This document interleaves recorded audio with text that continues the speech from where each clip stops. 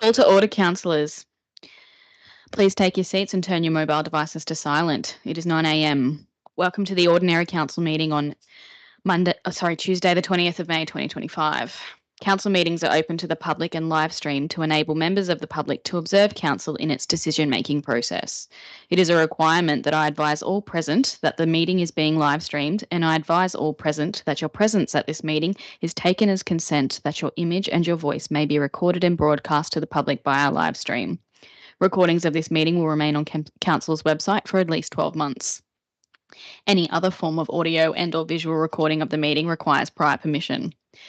In the chambers today, we have Councillor Dean Saul, Councillor Arthur Bain, Councillor Noel Selby, Councillor Ben Pakes, Councillor Adam Matchett, and online we have Councillor Julie Coburn and Councillor Annette Lawrence.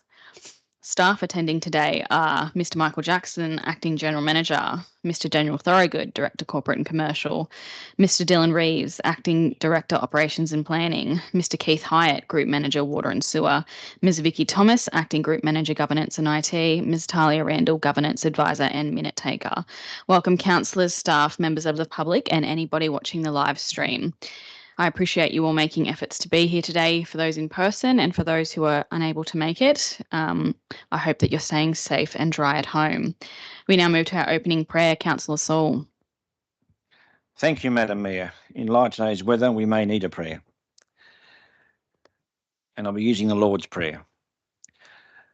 Our Father in heaven, hallowed be your name. Your kingdom come, it will be done on earth as in heaven. Give us today our daily bread. Forgive us our sins as we forgive those who sin against us. Lead us not into temptation, but deliver us from evil. For the kingdom, the power, and the glory are yours, now and forever. Amen. Thank you, Councillor Saul. We now move to the acknowledgement to country. Councillor Bain. Marangbu, Madam Mayor. Marang, Tangunui Arthur. Dungati Gooden Buddy Ditten. Good morning, my name's Arthur and this is Dungati Country. Nyanabubita, Nyanabawarabuku, Bandunga Kai Malamangu, Dungati Gooden Buddy Ditten. Danang Maranga Ditinjaparia, Marangbu. From the river and the flat country, the plains, from the hills and mountains to the coast, this is Dungati Country. May you all be well in this place. Thank you. Thank you, Councillor Bain. Councillor Matchett. We now move to the acknowledgement of servicemen, women and families. Councillor Matchett.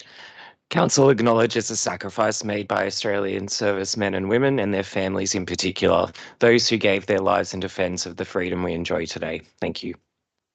Thank you, Councillor Matchett. We now move to apologies and applications for a leave of absence and attendance by audio-visual link by councillors. I need a resolution that Councillor Julie Coburn and Councillor Annette Lawrence can attend online due to the weather conditions. And Councillor Wyatt. Moved by Ben Pakes, seconded by Councillor Pakes, seconded by Councillor Matchett. Is there any dissent? There is no dissent. I declare it carried. We now move to item 5, which is the confirmation of minutes from the ordinary meeting held on the 15th of April 2025. Do I have a mover? Councillor Pakes, seconded Councillor Bain. Is there any dissent? There is no dissent. I declare it carried. Now move to item 6, which is disclosures of interests. Councillors, do we have any disclosures? I do. Yes, Councillor Lawrence. Yeah, I just have a non-pecuniary, non-significant to items 10.9, the family are known to me, and 11.2, I have family in the area. Thank you, Councillor Lawrence.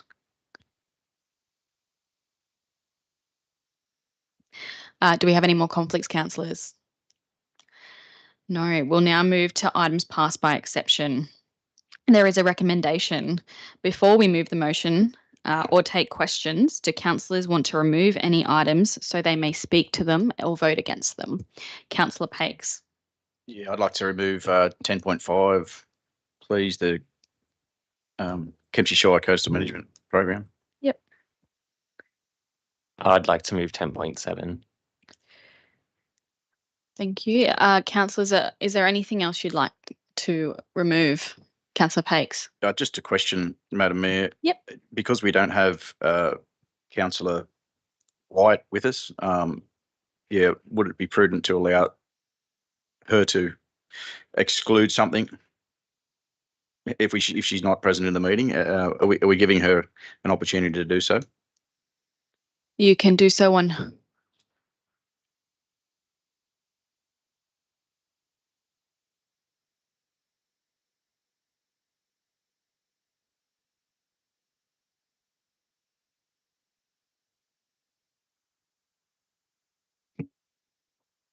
Councillor Bain. Is anyone aware that Councillor Wyatt indicated she wanted anything removed from the items by exception? If that was the case, I would support that. But if she hasn't indicated that, then I wouldn't. I think she did want to remove some items. I've just messaged her. I believe she's not back at home. Obviously, she left because the road was closing or something, like potentially be closing. So yeah, I'm not sure. She hasn't replied. She might be driving still. She did mention yesterday 10.7 she wanted to discuss, but I'm not aware of any others. I'm going to pull 10.9 on her behalf. And 10.7 was also one she wished to remove. Councillors, do you have any questions on the items within the block? If there's nothing else you'd wish to remove, Councillor Bain. Yes, I'd like to ask a question regarding 10.10. Just a note that we no longer have a general we won't be having a general manager. We will be having a CEO. In the Code of Conduct, it refers to the general manager 46 times and doesn't refer to a CEO at all. And in terms of our modernisation, perhaps our Code of Conduct needs to be updated to include CEO instead of general manager. Is that possible? Mr. Thorogood. Yeah, through you, Madam Mayor, this is something that we'll work through a little bit. What we might probably do is add a note to the start, which we don't need a motion to do, to say that the CEO is the General Manager. However, the Local Government Act defines the term General Manager and empowers a General Manager under the Act with certain powers and duties. It does not recognise the term CEO. So our advice is that anything formal referring to powers or duties under the Act will still need to carry the term General Manager, and therefore the draft Code of Conduct refers to General Manager as that's the term recognised by the Act. But like I said, to that point, we can add a note at the preface of it that any reference to the General Manager is taken to be a reference to the Chief Executive Officer. Yeah, thank you. I think, that is necessary to put in there. Otherwise, we find ourselves in a tricky position where there's the position that has no power. I've just been contacted from, sorry. Councillor Lawrence, raise your hand and I'll address you. No worries, thank you. Councillor Pakes. Just on that coastal management plan, which I've suggested to be removed, just for procedural efficiency, I've only raised a few, and if the director can assure that those minor points are covered, I'm happy to take it out and put it back into the group. And now, should I highlight what they are? I'm sorry, I've procedurally gone past that point, but that's fine. We haven't moved the block yet, so yeah, it's fine okay if you want to do that. Councillor Lawrence, I'll just let you speak and then we'll go back to Councillor Pakes. Yeah. Thanks, Madam Mayor. I've just been contacted around the items from Alex, from Councillor Wyatt, sorry. So if she's just asked if she can pull some items out, which are 7, 9, 11, 12.3, 12.1, 13, and 11. Did I say 11? So 1, 2, 3, 4, 5, 6 altogether. So 10.7, 10.9, 12.1, 12.3, and 10, 11, and 10, 13. Yeah. Right, thank you. Councillor Pakes. Yeah, so my questions are on 10.5, if they're for it to be included and not excluded. page 67, the potential overflow car parking is a 2021 document, an old document. I'd like that to be removed as it indicates privately owned land, which council doesn't own. And I just think we're best to have I don't know why its relevance is required in that. Also, the other relevant point is that the Maddie's Flat area will have a master plan done in the next OP, in the draft operational plan going forward. So it should be covered at that point. That's the first point. The second one is page 102. It doesn't have an up-to-date image of the area of planning. So the Saltwater Creek area has had a lot of development in the area, and if we're having a modern document, I think we should have the most up-to-date image available, which I believe there would be a newer image available on that one. So that's the two. If that can be assured, I'm happy to continue it. Mr. Reeves, do you have a response? Through you, Madam Mayor, there is no concern with those minor amendments being updated within the document.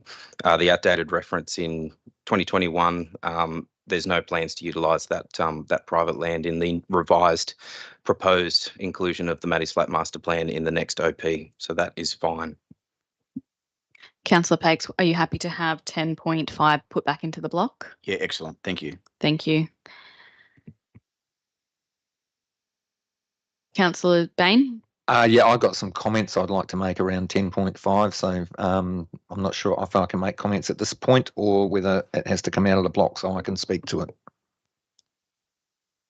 If it's still going to pass unanimously, I'm still happy for you to just make a comment now for ease of. Okay. Yep. Okay. I've got a couple of comments to make on that. I understand the importance of this for access to ongoing grant funding into the future. One of my concerns is around the coastal usage assessment, and I understand we need to do some work on that. But the significant increase of four-wheel drives on the beach, which are not all local, they four-wheel drive beach permits can be accessed from a number of councils, and I have reports of intentional damage to dunes and to nesting areas for shorebirds, which is a concern. So I would like to, think about that we restrict four-wheel drive access to beaches for locals only, and particularly during nesting season for the shorebirds. And I welcome the coastal vulnerability mapping, which we've been waiting for quite a long time. So that's what I wanted to speak on that. Thank you. Thank you, Councillor Bain. Councillor Reeves, do you have any response to that? General comment back through you, Madam Mayor, to Councillor Bain. With regards to the comments that you made there, they are very common themes throughout the coastal management program. And whilst as discussed previously, whilst the program is not intended to be a final document that delivers all of these wonderful outcomes, it's a program about achieving these goals over the next 10 years. So we hope to see a lot of improvement in those spaces as we move through. Thank you, Mr. Reeves. Not Councillor. Councillor Wyatt has just joined us online. Welcome, Councillor Wyatt. We have removed your requested items from the block as per your message to Councillor Lawrence. So if there's no more questions on the block, Councillor Saul. Thank you, Madam Mayor. Madam Mayor, 10.8. Point number 3, it says appoint representatives until February 2029. Is that normal for 4-year terms like that, or I thought it was only 2-year terms at times? Mr. Thorogood.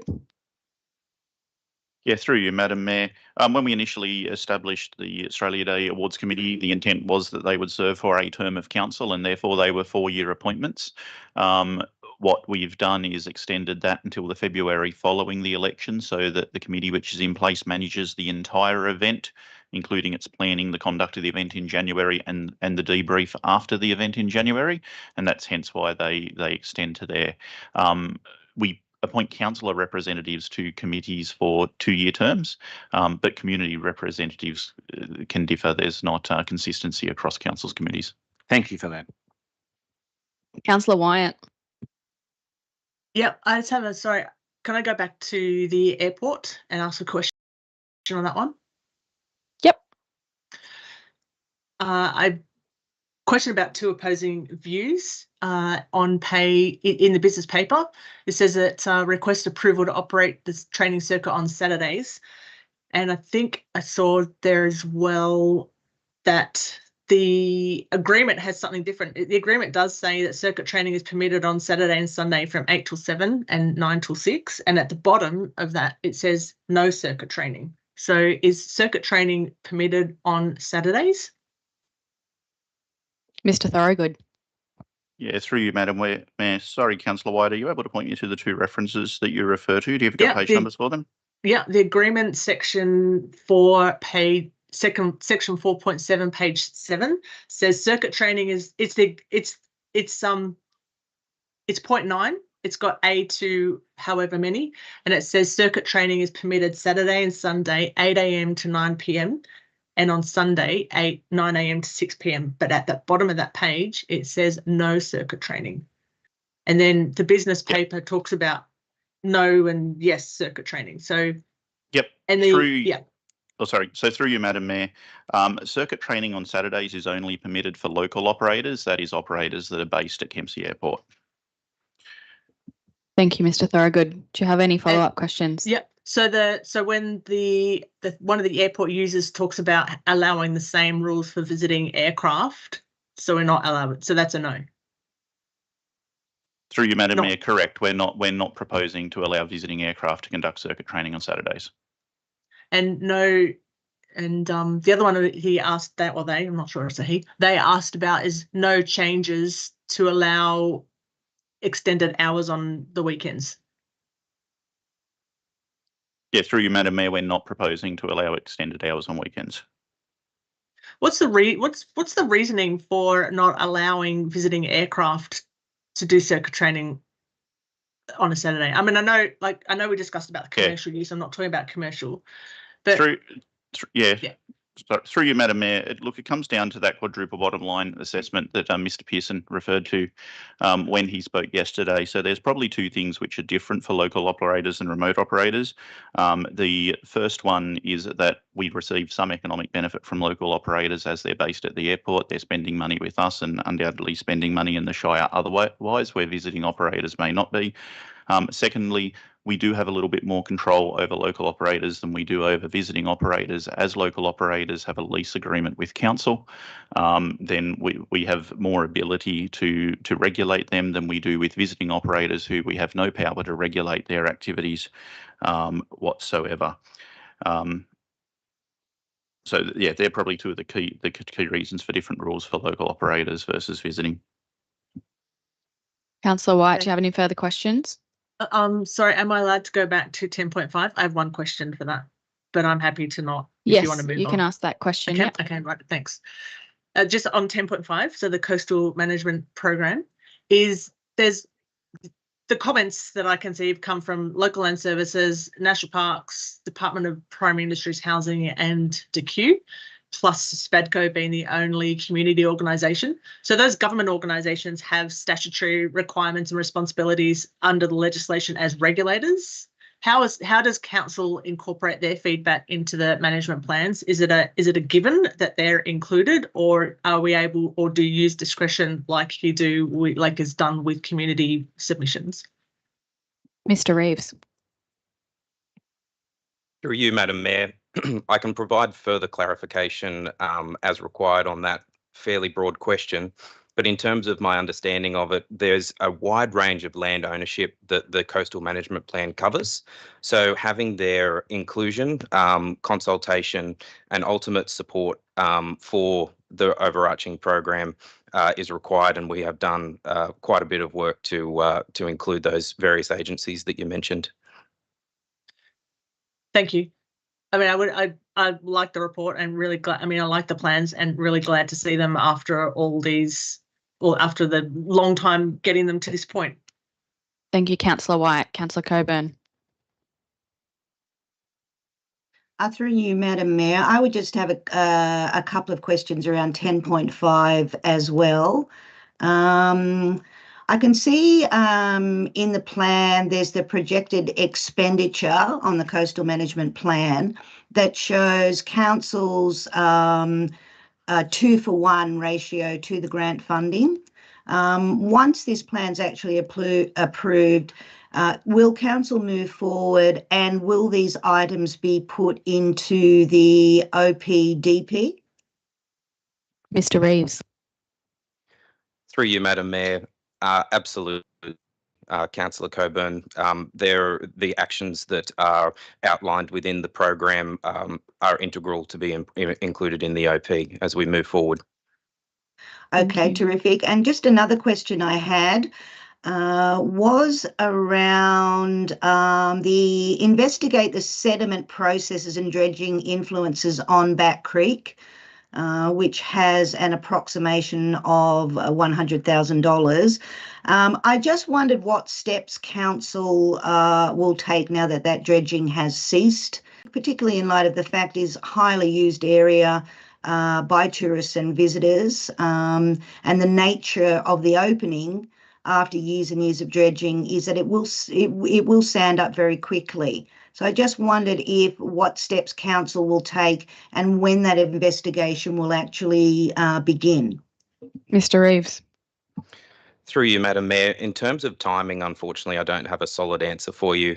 Both of those actions are included as deferred actions in the program. So it's not actually included in the 10-year funding model that's been put in front of you. There are two actions for Back Creek, which basically will investigate the exact process that you just described. There has been some previous investigations done that are referenced in the report as well that we can utilise. But given this is relatively new information and also the land ownership and operation is quite complex, we'll need to work through that. But it is positive that it's outlined quite significantly in the coastal management program, and we do have the mechanism to bring deferred actions forward should they rise in priority. Thank you, Mr. Reeves. Thank you. Councillor Pakes. Yeah, my question's a follow-up to Director Reeves on that regard. That these areas are going to be of public interest very quickly once they lock up. I just want some assurity that this will be escalated as required, similar to Crescent Head, Killer Creek.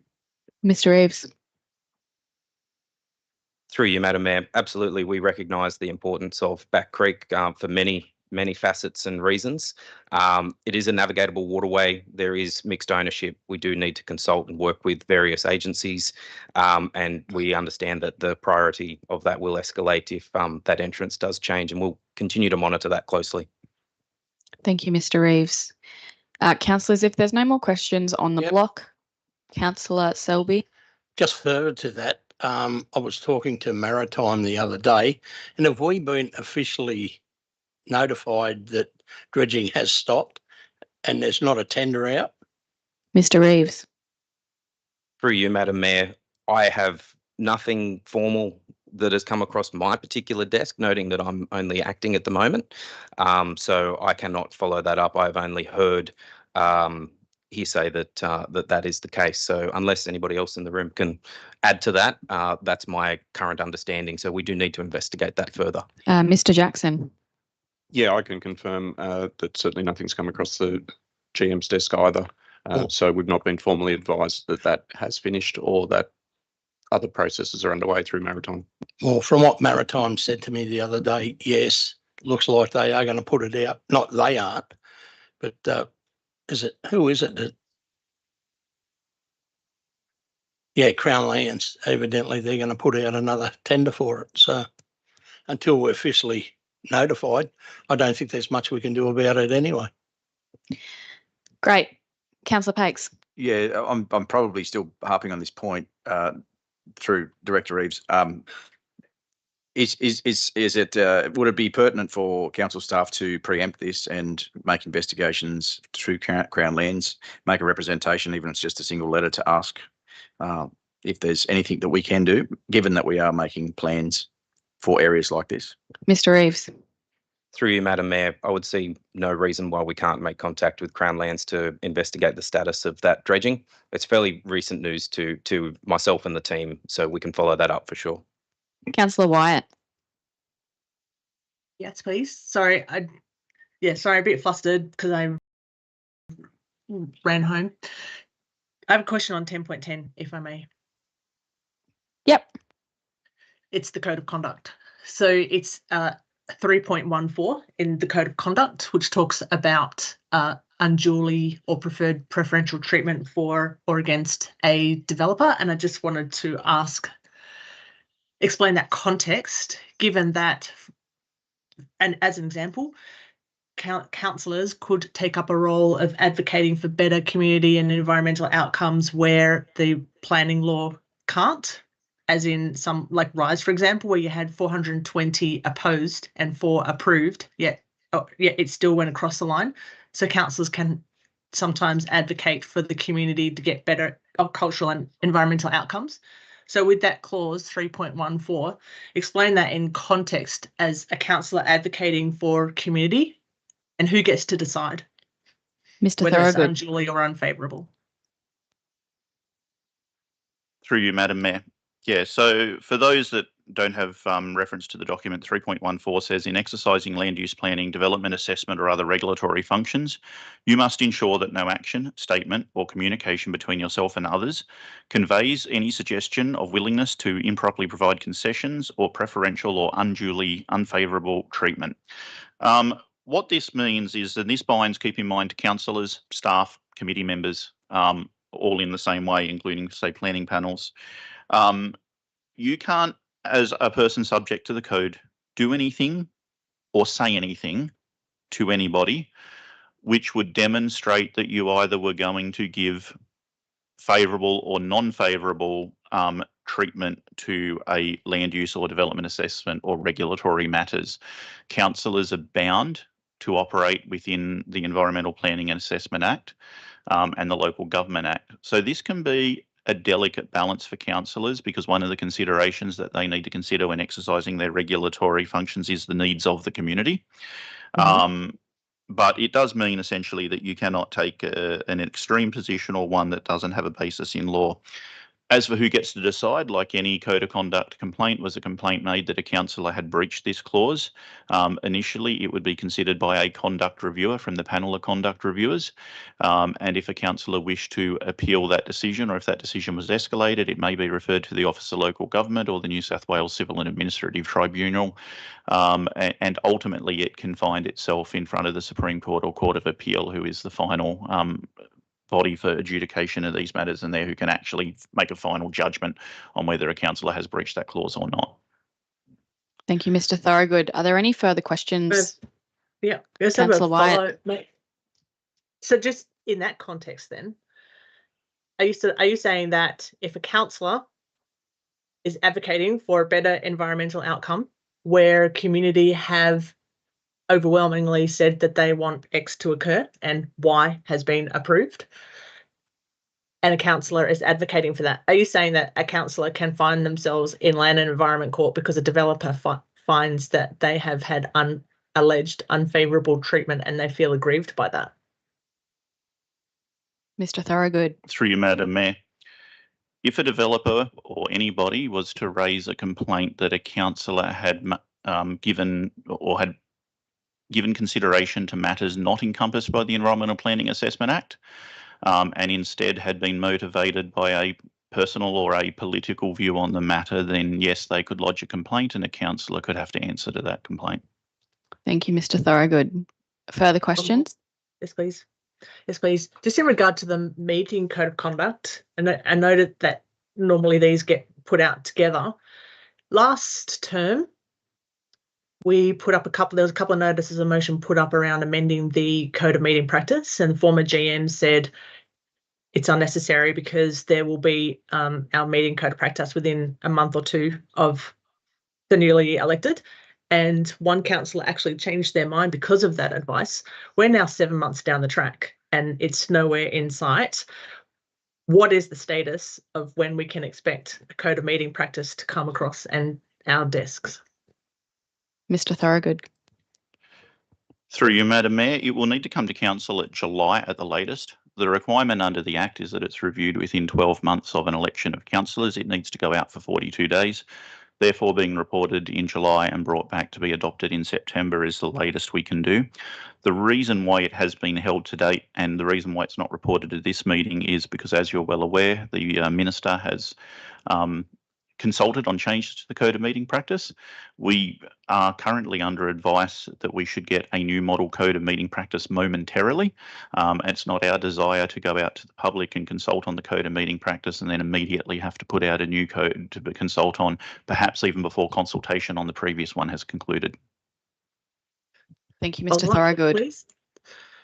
So the Minister has given an undertaking that they will have something approved before July for us to review and then go out into public display. Mr. Thorogood. Through you, Madam Mayor, I wouldn't word it as strongly as he has given an undertaking. Yeah. However, both the Minister and the office have commented that this document will be released momentarily. Thank you, Mr. Thorogood. Councillor Wyatt.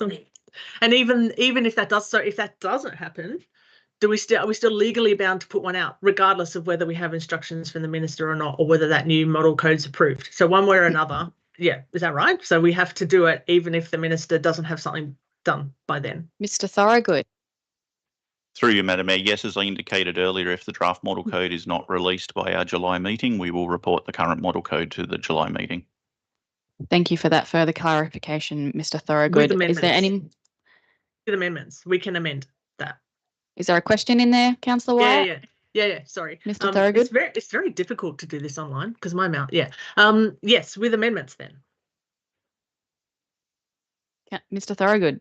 Through you, Madam Mayor, we consulted with councillors in December seeking if there were any proposed amendments to the code. I have not received any to date, so I would suggest that if councillors have proposed amendments to the model code, I will call for those again before we report it to council. Thank you, Mr. Thorogood. Is there any more questions on the block? Councillor Bain.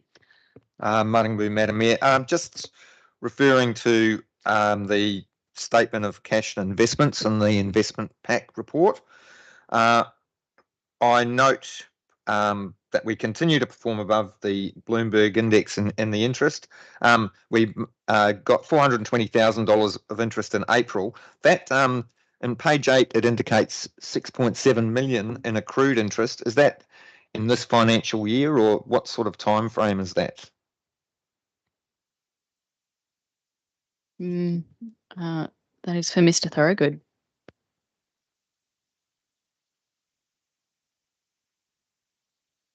Sorry, through you, Madam Mayor, I'm just finding page 8 to see the number that Councillor Bain, which is page 9 in our pack, and the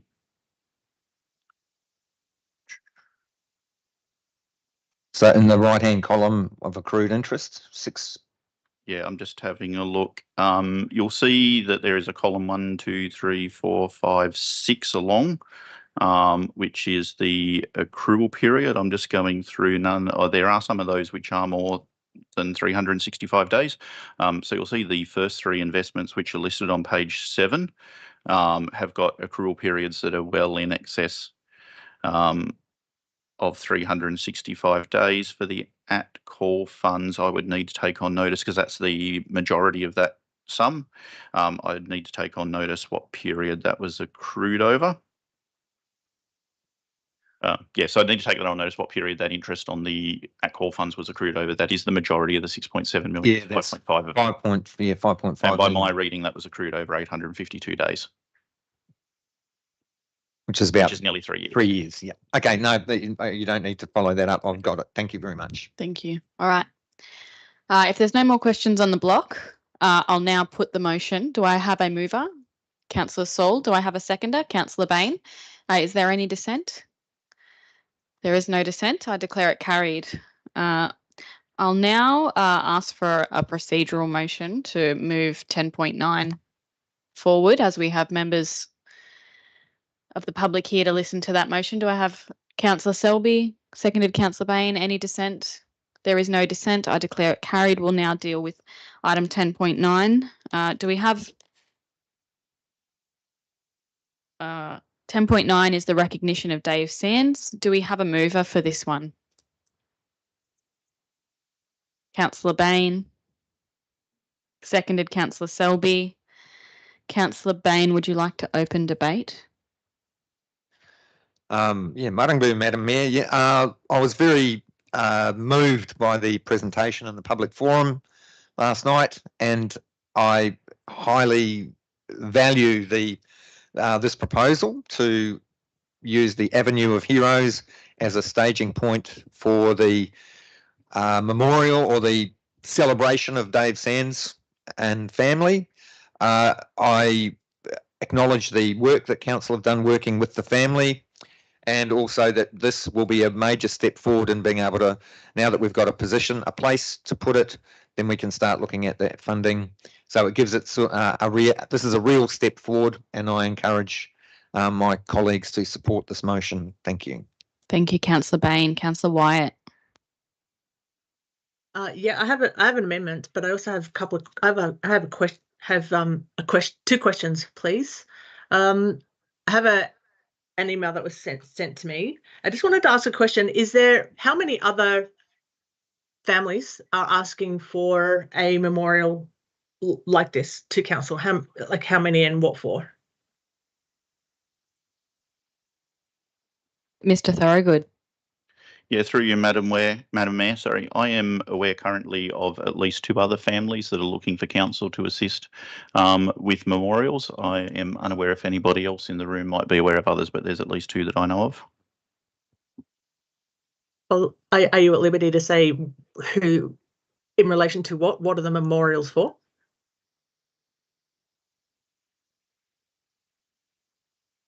Mr. Jackson. Councillor, at this point in time, we haven't really discussed with the families whether they're comfortable to put that out there. However, they would be prominent citizens, viewed by their family members as worthy of recognition. So yeah, we can come back to you with the names and details. So they're sporting. Okay, don't worry. No, not necessarily. They're not all sporting. There is at this point we believe one is sporting and one is not. Yes, please. I would like some more details on what that means. And may I have a follow-up, please? Yes. My question is actually to Councillor Lawrence, if she's there and if she wants to answer the question. My understanding is that you've been working with the family for quite some time, and that there is an auspice for grant funding. Can you, Councillor Lawrence, elaborate, please? Thanks, Councillor Wyatt. Yes, I've been working with the family and also another family that possibly Mr. Thorogood had mentioned, but a bit around the statues. So yeah, we have been in consultation for quite a few months now, and I've been supporting the family with finding an auspice. So we were successful with finding an auspice. Yeah. Councillor Wyatt. Yeah, I have an amendment and a statement. Can I put that up, or or you want to ask other questions? You can put forward your amendment. Okay. First up, I would just like to say that I had hoped to put up an amendment around a startup funding, but I've been advised that I can't do that because it's against policy and we would need to put it out on public display and go in with our integrated planning and reporting documents. But I had hoped to do that, but I won't do that. But I do have two amendments that I would like to put up. First amendment is to acknowledge that Dave Sands' family have been advocating for a memorial statue on Dunghutti country for several years and been actively seeking funds, preparing design and engaging an artist to fulfil this vision, is amendment 1. And amendment 2 is approximately $200,000 is required to build the memorial statue. Therefore, council, in collaboration with the Dave Sands family, actively advocate to Aboriginal, sporting and community organisations to donate the funds so that the statue can be built. Thank you, Councillor White. Councillor Bain, do you accept the amendment? I accept the amendment. Thank you. So I did send them through if you want to put them on screen. Yeah, we're just working on that at the yeah. moment, Councillor Wyatt. May I ask a question of clarification, Yes, please, Councillor Madam Bain. Mayor? That would be that would not replace. That would be an addition to what we've got on the screen. Correct? Yes. Thank you.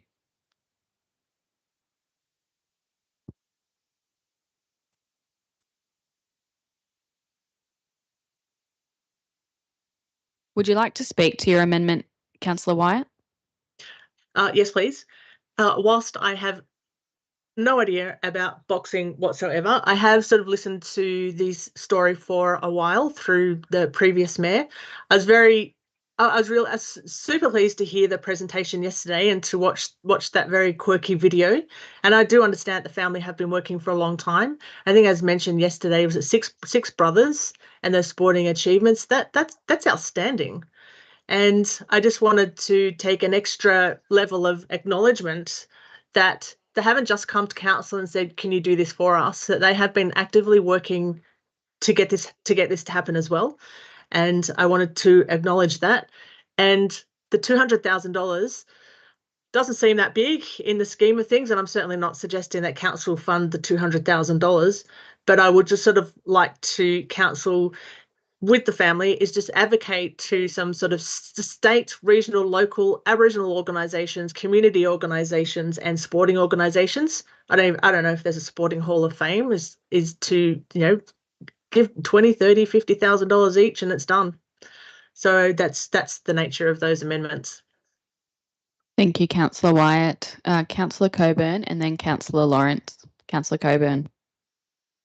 Through you, Madam Mayor, it's just a general question after some of the comments that came back to Councillor Wyatt, just in regards to the Avenue of Honour. Firstly, of course, I think this is a terrific recognition of Dave Sands and his family is a terrific thing, and I'm so glad that this has come before council. But do we have any criteria around who can get onto the Avenue of Honour? Is there something in place that council has that has some sort of criteria or subset of who would come in, you know, be able to be recognised for that Avenue of Honour? Mr. Jackson. Yeah, through you, Madam Mayor. No, at this point in time, any applications would be dealt with on their merits and would be brought to councillors to be dealt with on their merits at the time. Thank you, Mr. Jackson. Councillor Coburn. Just to follow up to that, what if you get inundated with 50 people who, you know, all of them have sort of a very, very good case? We might need to build a few more avenues. I just felt that maybe there should be some sort of criteria around that so that we make sure that everybody's kind of falling into a similar bucket, if you like.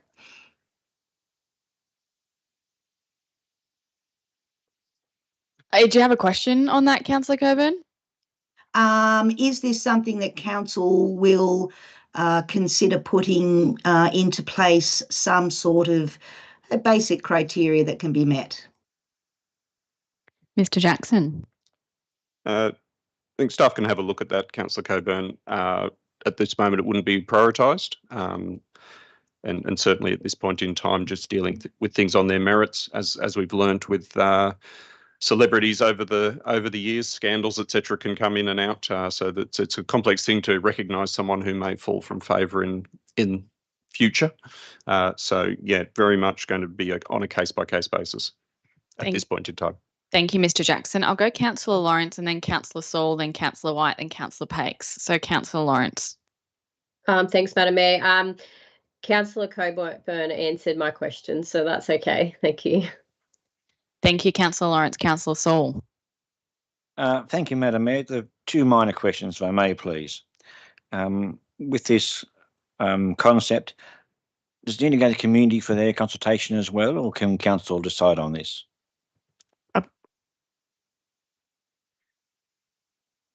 I believe we're making a resolution, so Mr. Jackson, do you have any comment?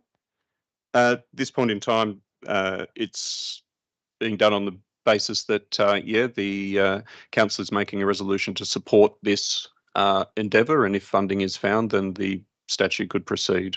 I think it is worth noting that in the report, it did have state backing from the Honourable Melinda Pavey when she was in office. So I think we should understand there is historical context here. It's not just come up, but yes, Councillor Saul. Well, thank you, Madam Mayor, because I mean questions will be asked, so now we can state that. So it's important on record. Thank you for that. And secondly, in our report, it's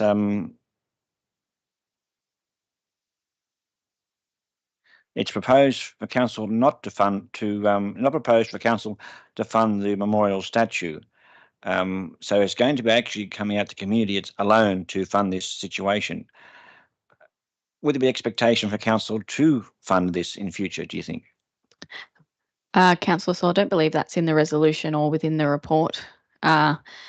Within the amendment number 3 of Councillor Wyatt, I don't believe that's in there either. Do any staff have advice? Mr. Jackson, do you have some advice?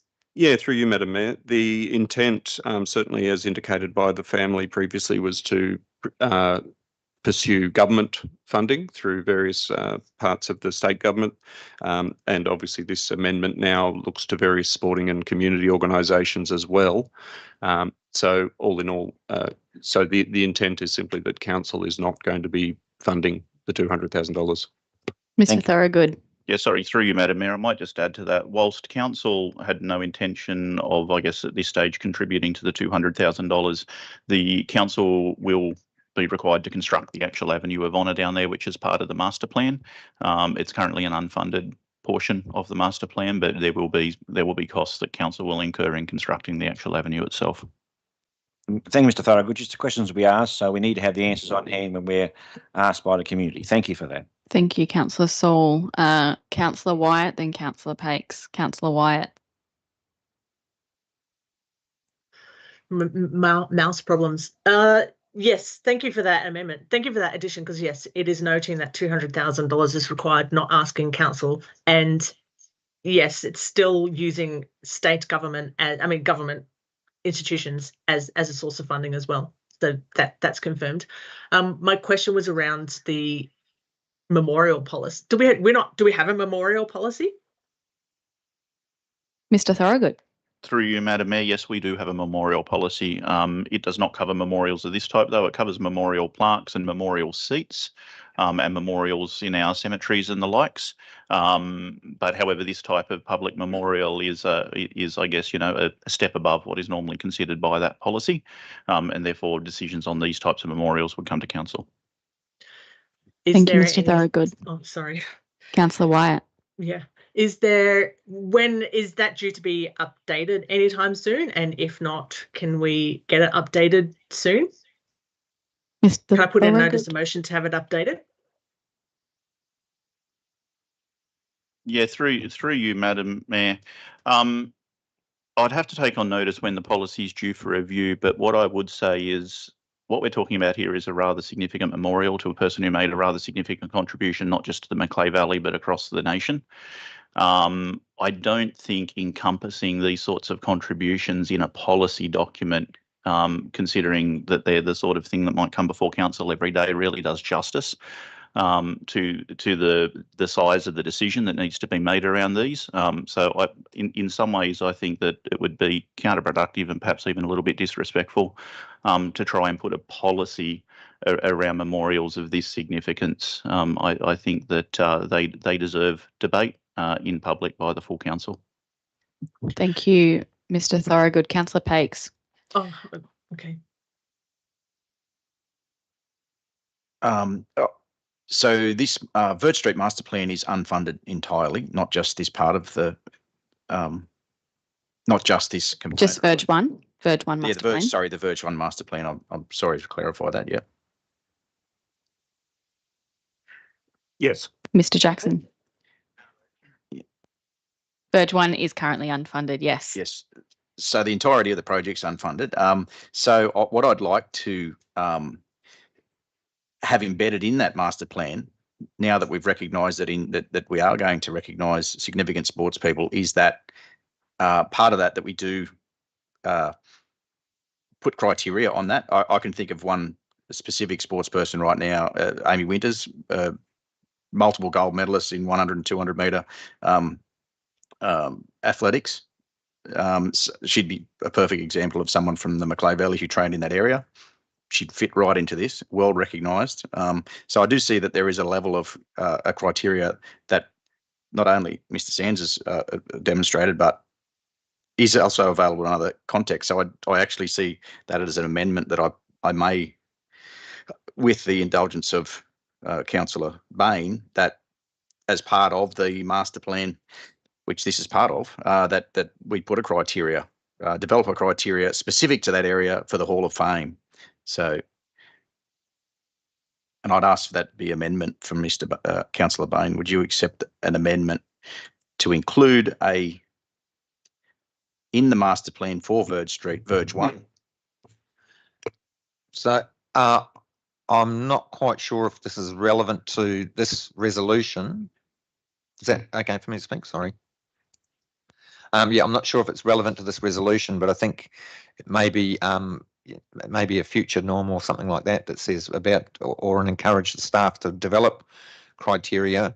I think that's been raised and it's been addressed by the general manager that it's not a high priority at the moment, but it is something that we've raised, and I think I don't think it needs to be part of this resolution, but I'm happy to discuss that further. Thank you, Councillor Bain, and I concur. I think that this motion is about Dave Sands, about honouring Dave Sands, and about getting funding for Dave Sands. I don't think it's about putting criteria on sports people's achievements, so that could be brought to a future meeting. Councillor White, did you have a further question?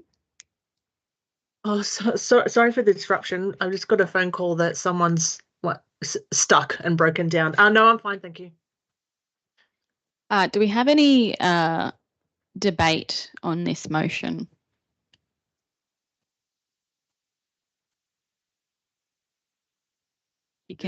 I'll allow you to speak for it.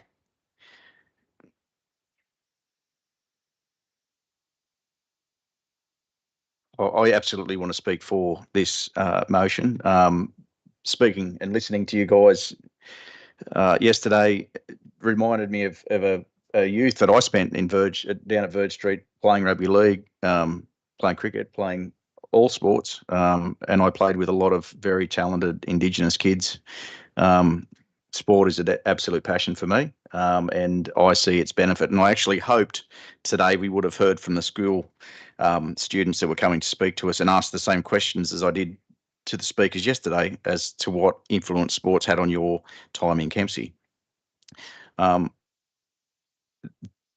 Sands' story is one of absolute world recognition, but there are others, and I think this is a great start in us recognising really good quality people and good quality sportsmen and good quality in all areas of life that have come from our valley. So I absolutely support this motion, and yeah, I can't wait for the story to go wider into the community, because not a lot of people know about it, which is absolutely part of it. So yeah, well done to Councillor Lawrence for bringing it forward. I know she's been pushing it for a while, and yeah, I hope that we get unanimous support for this. Thank you. Would you like to close debate, Councillor Bain? Yeah, thank you, Madam Mayor. I would. Thank you for the discussion and the support of this. I note that it aligns in the report. It suggests that it aligns with our reconciliation action plan. It's really good that it's bringing it to the attention in terms of Councillor Saul's concerns. I also note in the report that the area is going to be cleared using the insurance funds from the Fire Damaged Girl Guides Hall. And again, I would like to support the Councillor Pakes and Councillor Coburn's comments regarding future criteria for that position. But I think it's a really great initiative, and I encourage all of my colleagues to support it. Thank you. Thank you, Councillor Bain. I'll now put the motion. Is there any dissent? There is no dissent. I declare it carried unanimously. Thank you, councillors. And I'd just like to acknowledge Mr. Phil Dodai and Mr. Chad Ritchie, who are sitting in our gallery today, who spoke last night in public forum. Thank you for your attendance. We'll now move to item 10.2, which is the Community Strategic Plan 2045, Your Future and Community Engagement and Participation Strategy. Do we have a mover? Councillor Matchett, do we have a seconder? Councillor Selby. Councillor Matchett, would you like to open debate?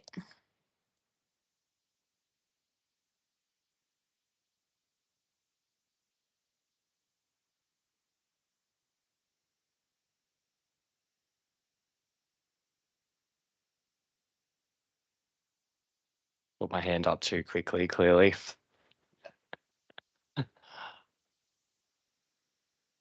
Yeah, I commend this to my fellow councillors. I believe that a lot of work went into these documents, and I think that they do provide a really good path forward. And yeah, nothing further to add. Thank you. Thank you, Councillor Matchett. We'll take questions and then debate on this one. Do we have any questions, councillors? Councillor Wyatt. You're on mute. Yeah. Yes, thank you. I have a question about the community consultation. So I acknowledge that community consultation was done before these plans were put together, and then it went out on public display, and we've got 13 responses from a potential 26,350 people in the Shire. So 2 of those responses, the written ones, were from Councillor Coburn and myself, and there were 4 written and 7 from your say Macleay. So happy to finally see one person under 24 made a comment, and 3 people between the age of 25 and 44 made a comment. That is super impressive. Of those 13 comments, is that for both reports? Mr. Thorogood. Through you, Madam Mayor, yes, that is for both. Councillor Wyatt. I don't have a follow-up question, but I have. Oh, yeah, I have an amendment, which I will do afterwards if you like. I don't believe we have further questions at this point. So would you like to put forward your amendment? Do you want the amendment or the context first? The amendment. I'll put the amendment. That I haven't sent this through, I don't think, which I can send it. But basically the amendment is that the CEO invite the federal and state member for a briefing for the IPR the CEO invite the federal and state MPs to a briefing with the IPNR management team to provide a briefing and to share results of the Micromax survey, the community feedback and community participation plan. Number 2 is to provide some education material on the tiers of government and the specific roles of local, state and federal government, and that council will meet with the SPADCO to provide direct feedback to their submissions on this and the coastal management plan. And I'll just send those. Who should I send these? Who should I email these to? Please, to Vicky Thomas. Yep. They're just in terms of what we're dealing with in the business paper, Councillor Wyatt, and what your amendments are doing is you're almost bringing new business to this item. So asking the CEO to meet with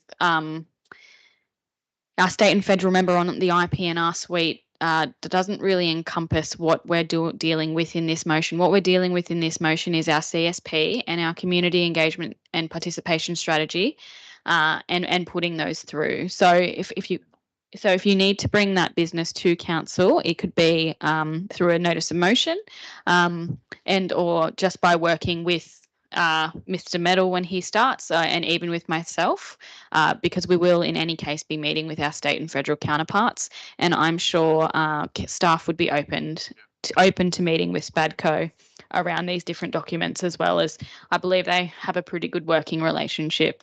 Are you happy?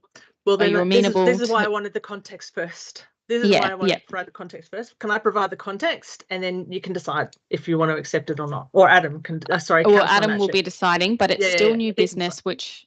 Well, I'm not sure about that. That's why I want to. Well, I'm going to rule it out of order, Councillor Wyatt. Well, then can I ask a question? Okay, whatever. Can I move a procedural motion, Madam Mayor? Yes, Councillor Bain. I'd like to move that we move into committee of the whole and we can hear what Councillor White has to say.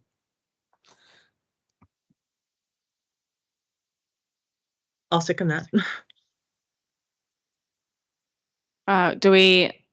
Councillor Bain has moved. White has seconded. Do we have any dissent?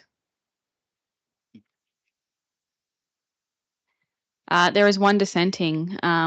We're now in committee of a whole. You still need to speak to the motion that is before us, Councillor White. Correct. So may I?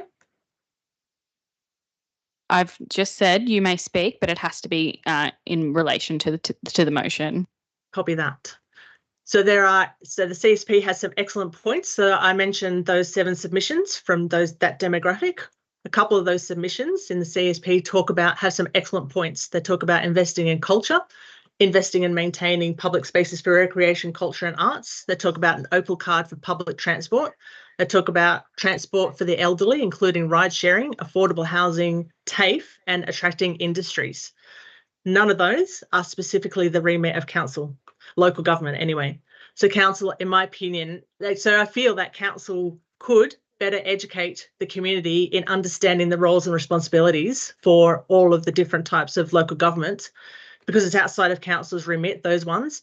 And I think there is a role for advocacy and collaboration within that framework, but affordable housing, public transport is not necessary, and opening TAFE, that's not local government responsibilities. So I think this educating the community goes towards managing expectations. We don't want to be naysayers all the time and saying, and we need to be proactive. We get all these comments and we ask for comments, and when we get some fantastic comments and we say, no, can't do that, no, can't do that, no, can't do that. That's not managing, in my opinion, not managing expectations. And given the fact that we have only 13 responses, I just can't see the value for money in doing this public consultation process either. We've been asked to be more sustainable and more efficient, and expending all of these resources for 13 people, I'm not sure that, I don't feel that that helps me make an. But I do want to extend sincere thanks to SPADCO for their dedication. They consistently provide thoughtful, well-searched input across a wide range of strategic plans, and their dedication to advocating both their community and their environment is really commendable, and I appreciate them doing that and the constructive role that they play. I just thought it would be a respectful thing for council to have a chat with them. They consistently provide wonderful submissions. And I think last term, a couple of the people from SPADCO came and said, but we don't get any feedback. And you've pointed out that we have a great relationship with SPADCO. They go up and meet with them and give them the direct feedback. I think that that's a kind thing to do. The nature of the amendment about is having a specific briefing with the state and federal member together with that IP&R team is so that they can have a talk about, these are the things that the community have raised. They want Opal, they want public transport, they want ride sharing, they want TAFE, and this is the feedback that we're getting from our IP&R documents. And I do feel that is relevant. I think that is very much part of community strategic plan and very much part of community engagement and participation. And that is why I put the amendment forward. Councillor White, no one in my response to you, there was no time where I said to you that those weren't good ideas or that they weren't possible. I myself have gone up to SPADCO twice since becoming mayor, once with the acting GM and once on my own. And I know that Director Trotter makes representations to SPADCO meetings quite often. In terms of what I had said about Mr. Medal starting and having a briefing with our state and federal MPs, that is entirely possible. What I have said is that this is new business, that we have a recommendation here to resolve our community strategic plan and community participation strategy, and what you're suggesting doesn't actually deal with the motion in front of us. It is new business. And I'm not saying what your ideas don't have merit, because they do. I'm just saying that this is not part of what we're dealing with. Like Councillor Pakes' amendment before to the Day of Sands Memorial, it is something that is more fit for a notice of motion.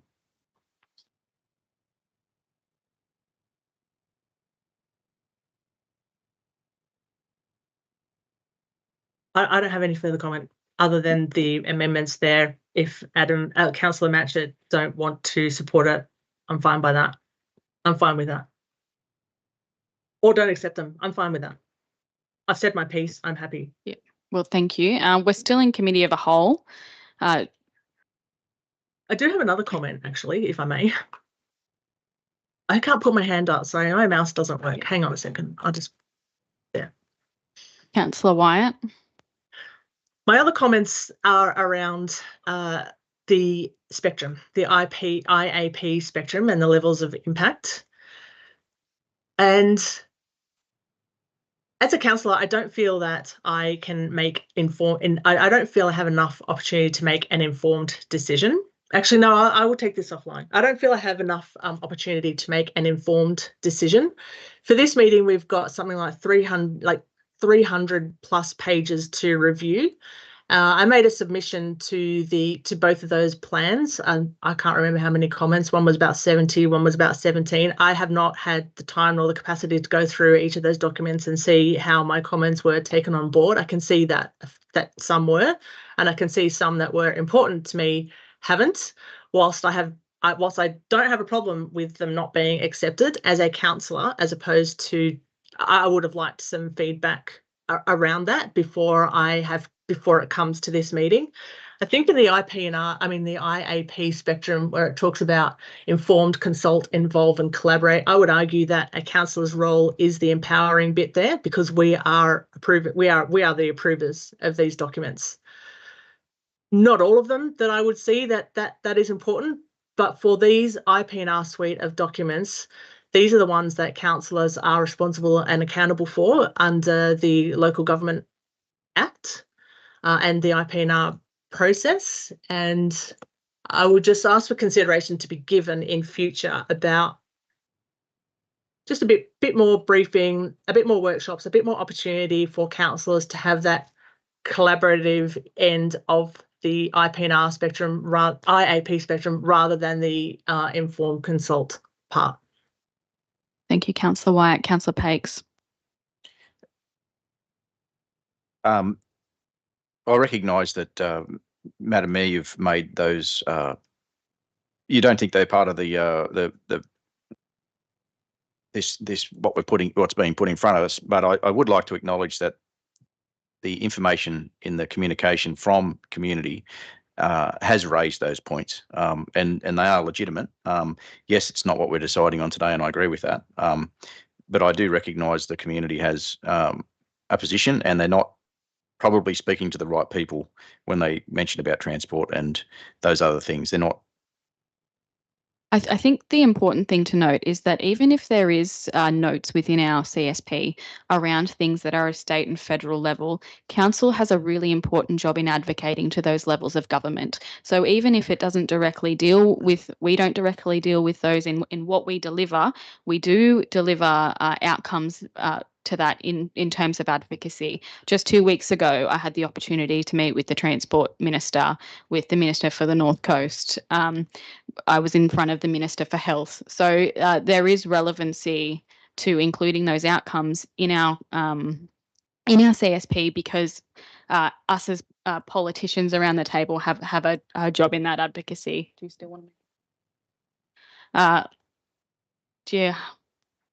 Councillor Pakes? Yeah, I hadn't quite finished what I was my point. But I wanted to also recognise the other community group that made a submission, the ratepayers, Kempsey Shire ratepayers, and this is a comment from the minister about making efficiencies for reporting. He has made comments about what might come may include efficiencies, and that's echoed in the response we've had from the ratepayers, that they think the document's too long, and I absolutely think that it's a great document with all the correct information required at this time. However, we might get an instruction off the minister which might echo what the community is talking to us about now. So I just want to acknowledge that. Yeah, that response would also require a change in legislation, and until we're not legislated to do things, we're just going to have to deal with it. Councillor Bain. I'd like to move that we leave committee of the whole and return to the Seconder. meeting. Councillor Saul, is there any dissent? There is no dissent. I declare it carried. we're out of committee of the whole. We're dealing with the motion in front of us. Is there any questions or debate? Councillor Bain. I'd like to speak in favour, if I may. Councillor Bain. Yeah, I would like to, I acknowledge that council have responded to the feedback from the somewhat limited submissions, but the removal of non-content graphics, and that reduced the number of pages significantly. So that was a really good move. Just a minor concern I have is on where we're talking about the environment, the use of the term climate variability.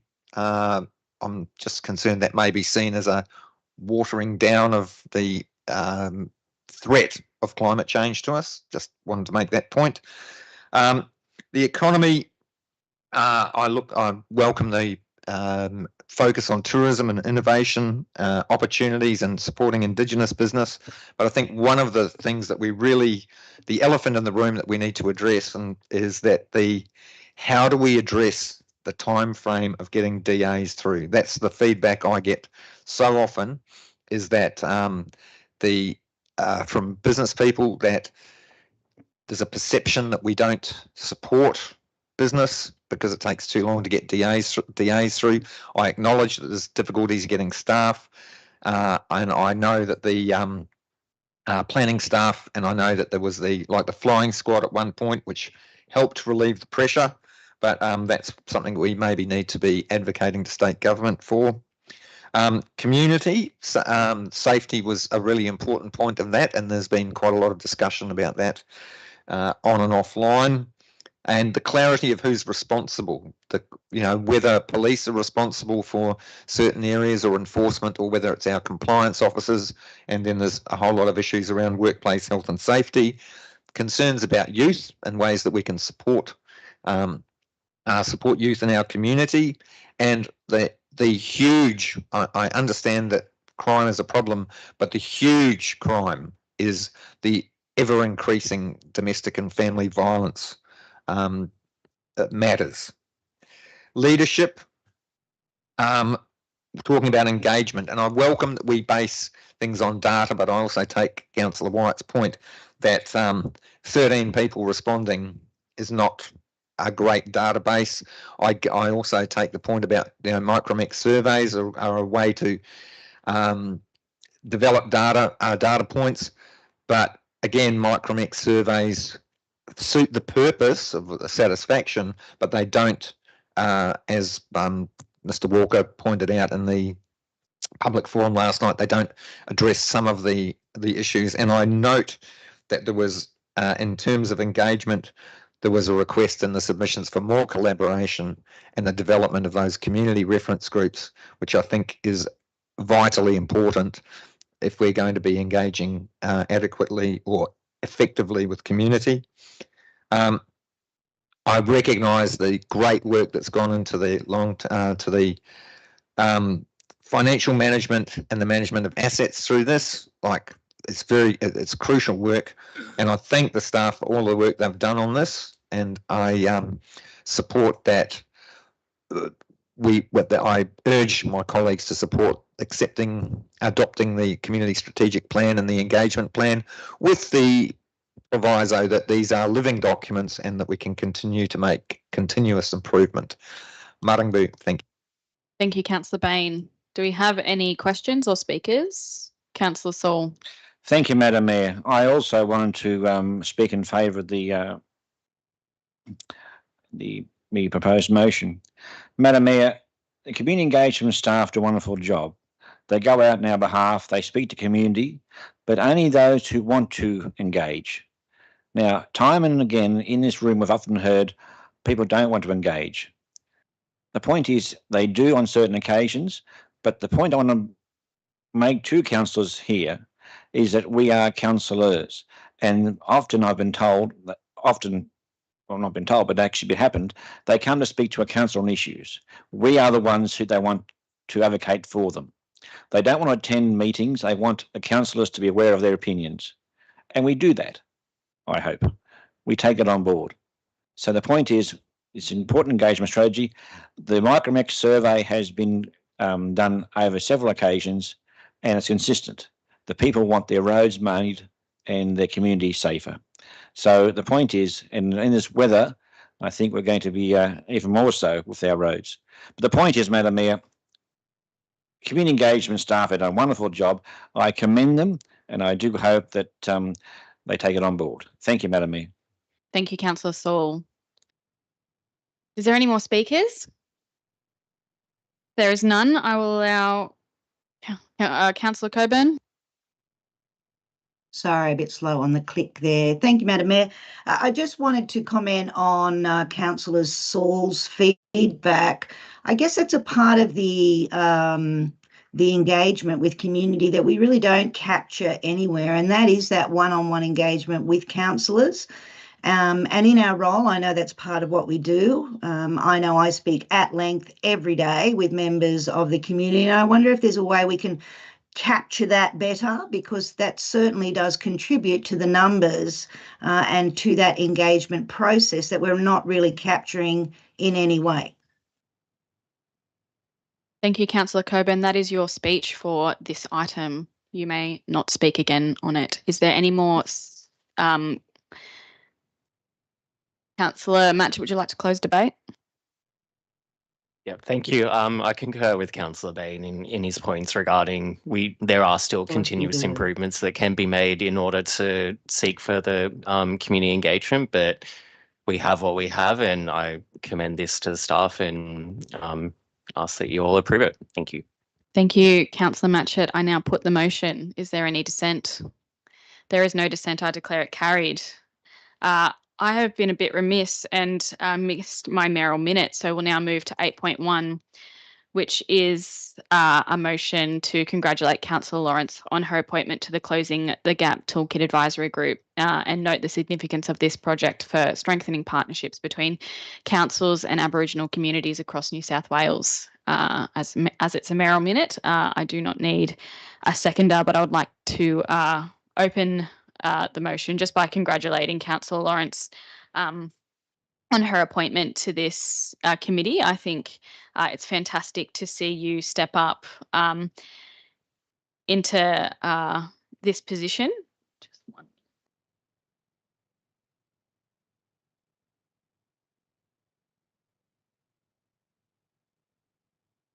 Sorry, just a moment. Jumping around.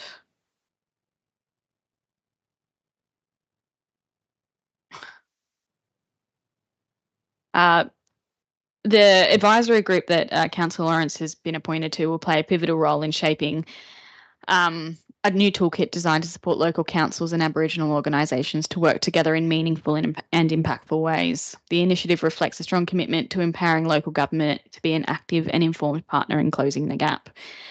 Councillor Lawrence's appointment recognises her deep commitment to community, equity and Aboriginal engagement. Her voice on this advisory will not only strengthen the work of the advisory group, but also ensure our local knowledge and experience inform a toolkit that would benefit communities across New South Wales.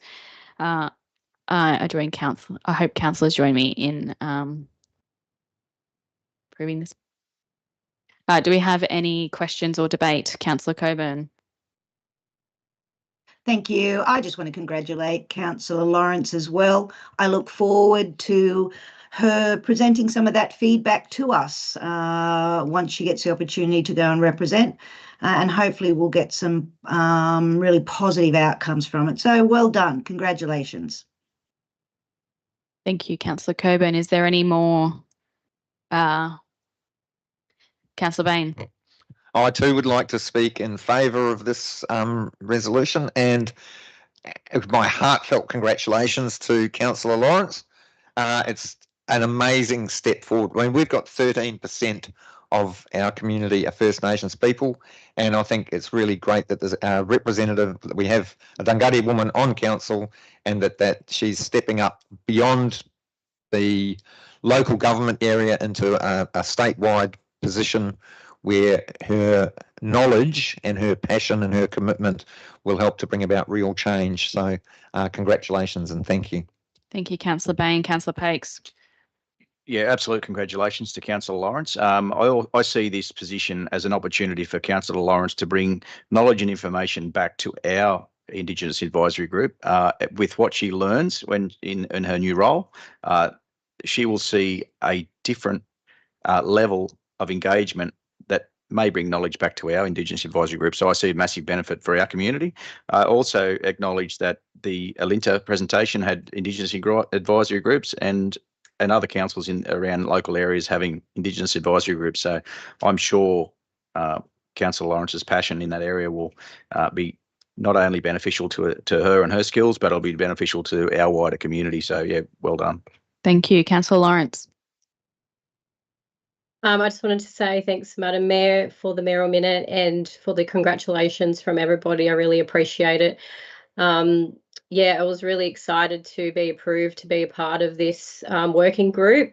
So it's only myself and another councillor that were chosen to be a part of this across the state as Closing the Gap initiative. So I'm really excited to bring a wealth of knowledge to our area and to be a part of the working group so we can start making impactful some impact to our area and across the state. So thank you so much. Thank you, Councillor Lawrence. I'll now put the motion. Is there any dissent? There is none. I declare it carried unanimously. We'll now move to item 10.3, which is the Corporate Performance Report Q3 2024-2025. Do we have any movers? Councillor Bain, seconded. Councillor Matchett. Councillor Bain, would you like to open debate? Yeah, Madam Mayor. I welcome this thorough and great database report.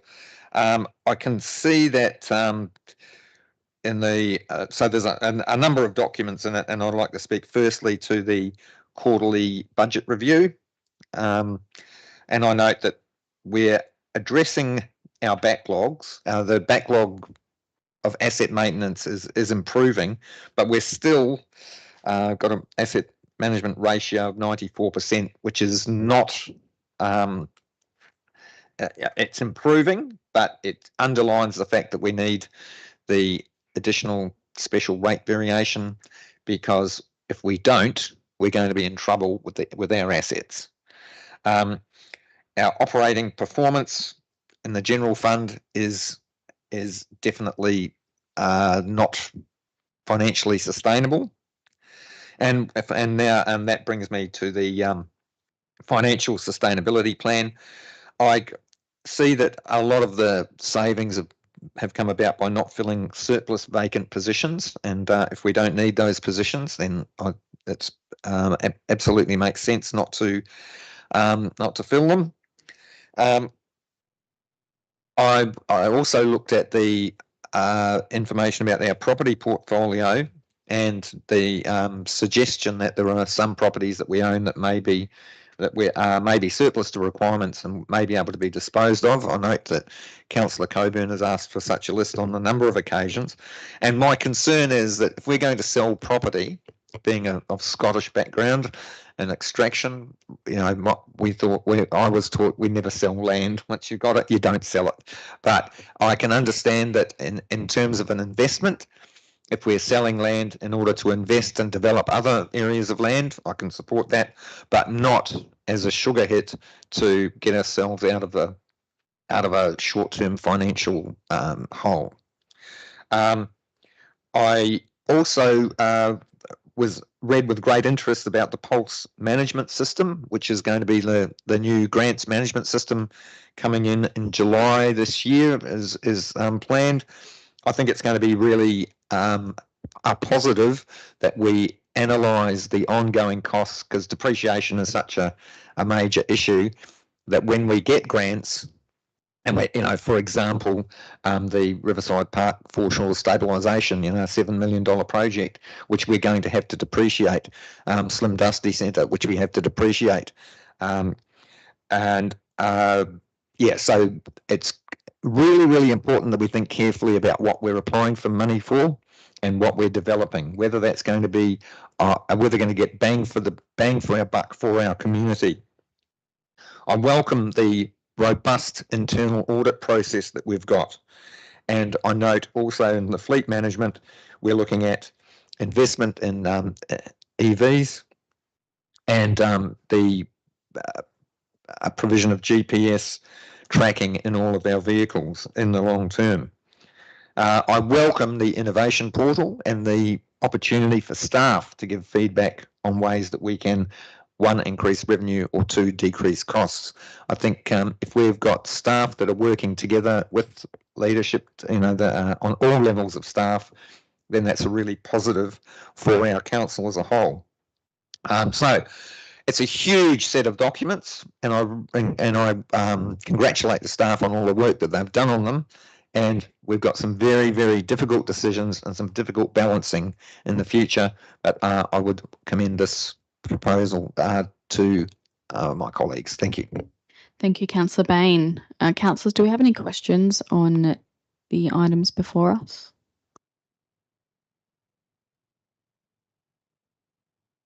Councillor Wyatt? I just have a question on the financial sustainability plan.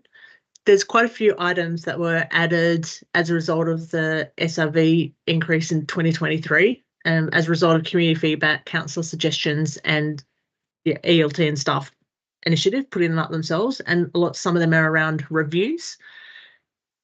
Will councillors get to be part of this review process? Part A. Part B, will a report come to councillors if we're not part of it?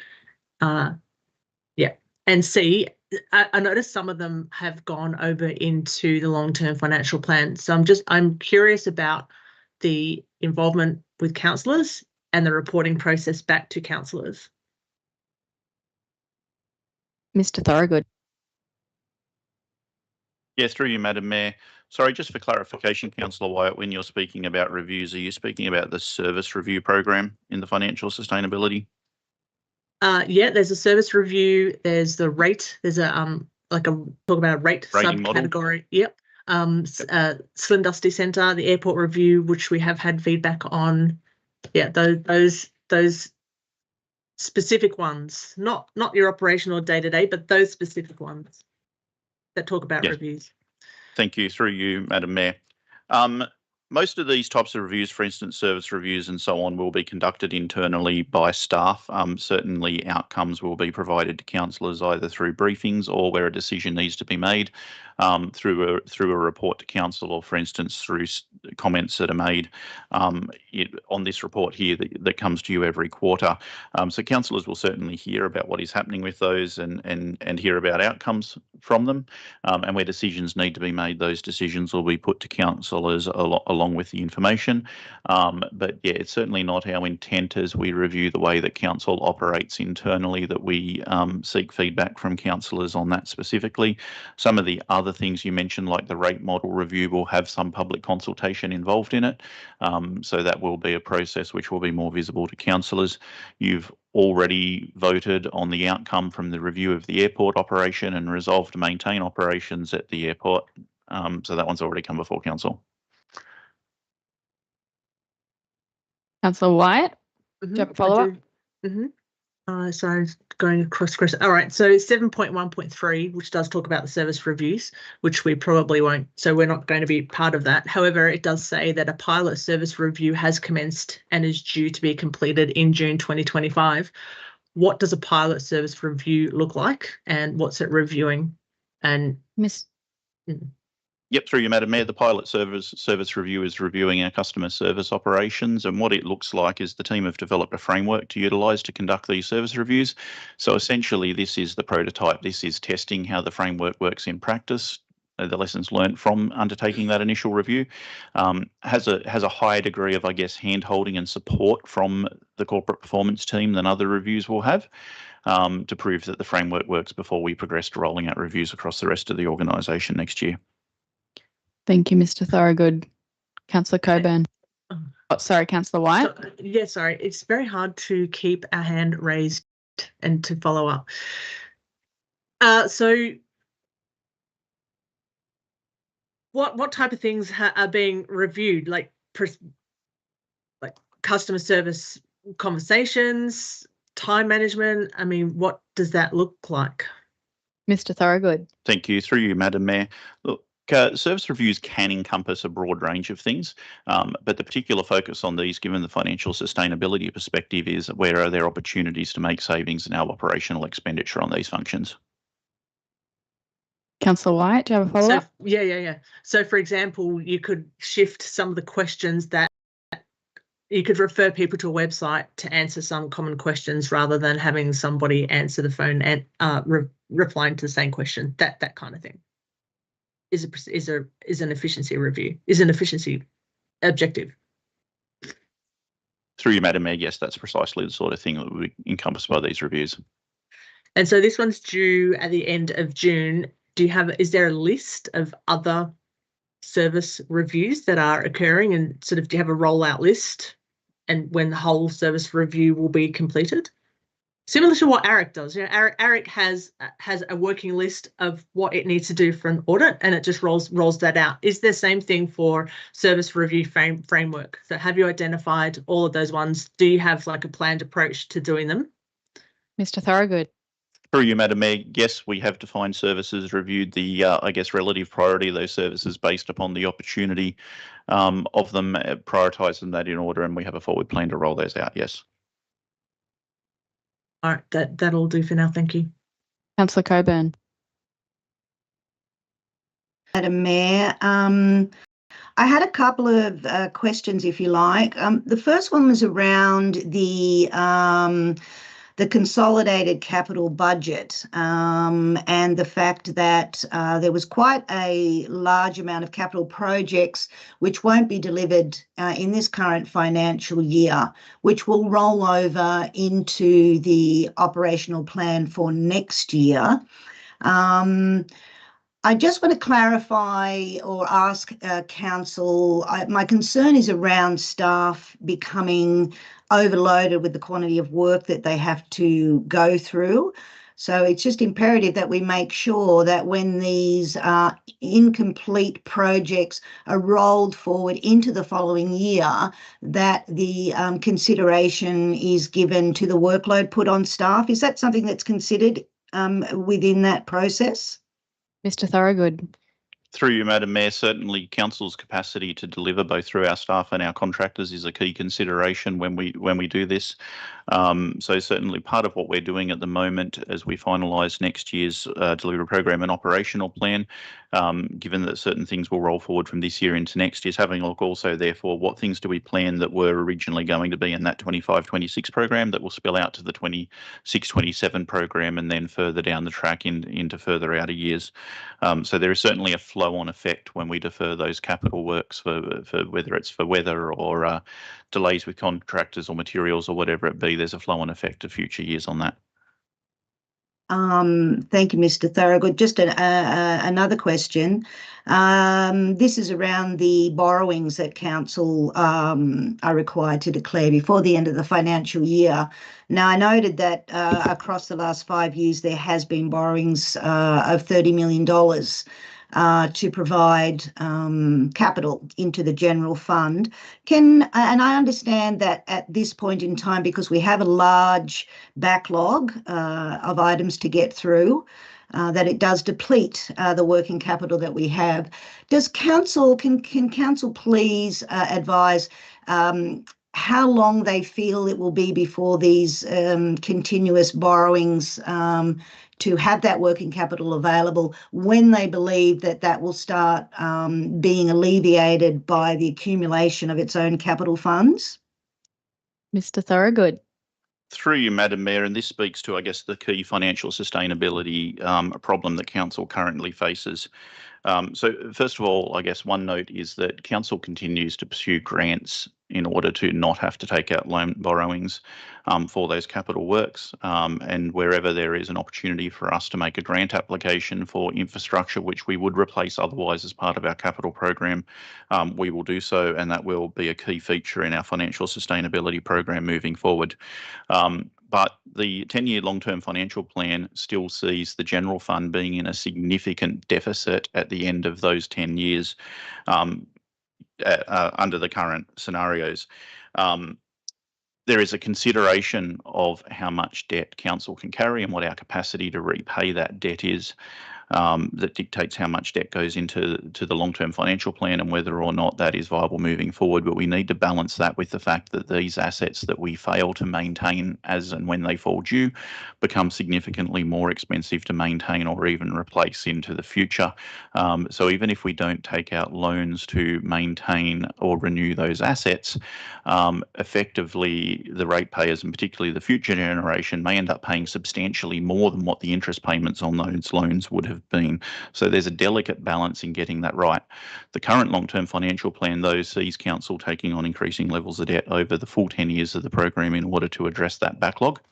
And without the income from the approved special rate variation, that only worsens, I guess, the situation, the borrowing situation, because council does have to maintain its assets.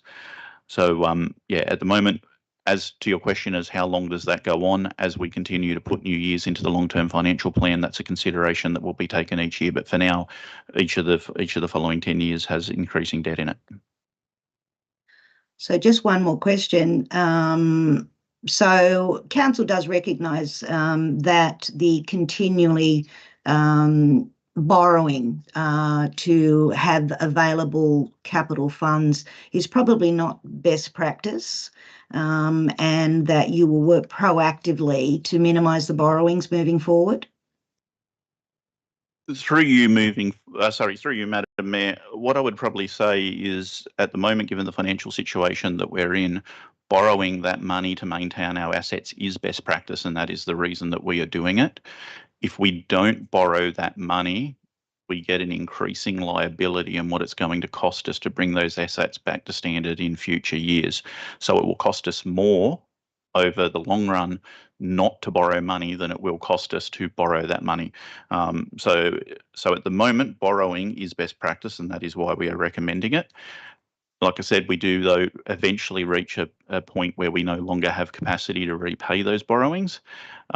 So that is something that we consider as we update the long-term financial plan every year. Thank you, Mr. Thorogood.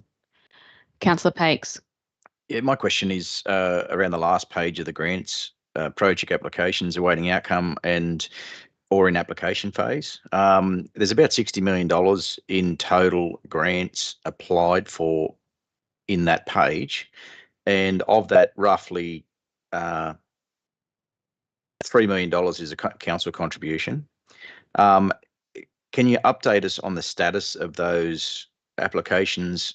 I can see there's a submitted date there, 3 in 2024, the rest of them, 3 in 2025, the rest of them in 2024.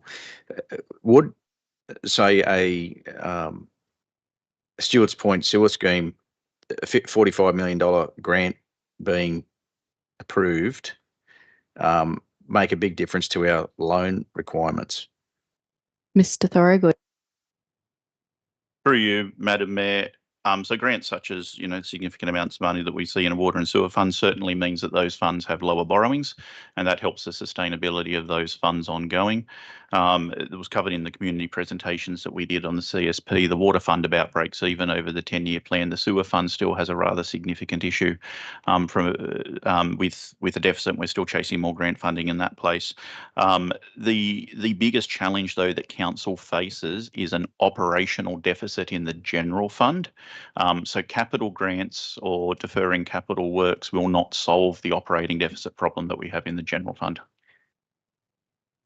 So specifically to the landfill, $1.3 million. There's one there in March 25 submitted. That was one of the loan borrowings identified in our briefing. $1.2 million, I think it was for that. Is that what that grant's for? Mr. Thorogood. Through you, Madam Mayor. As identified in the briefing, we borrow money essentially predominantly for cash flow purposes. So when we get to the end of the financial year or throughout, we need to have sufficient unrestricted cash available. Unfortunately, in the environment that we operate in, the vast majority of cash which council holds is for restricted purposes and can only be spent for the purposes for which the money is given. then I guess how you apportion that, which is what we briefed you on last night, is essentially we take money obviously through rates every year.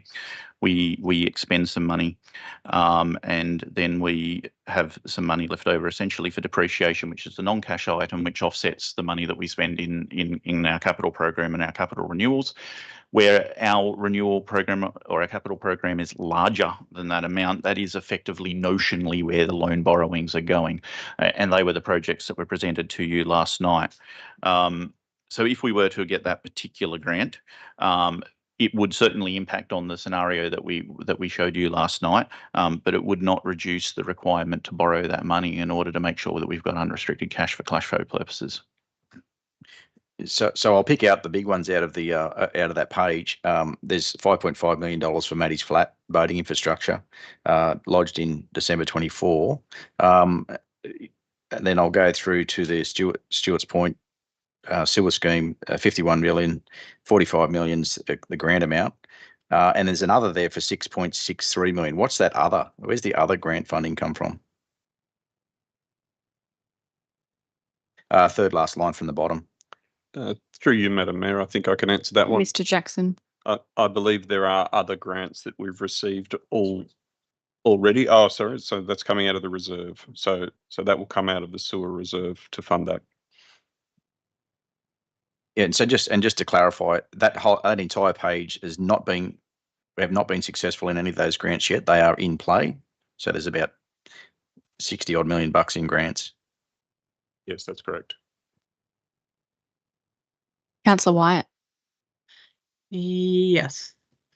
Sorry. Just in relation to the DPNOP update, is I referred many times. I've talked about resource commitment with the organisation, and we are in the last quarter of last quarter of the year, nearly finished the financial year.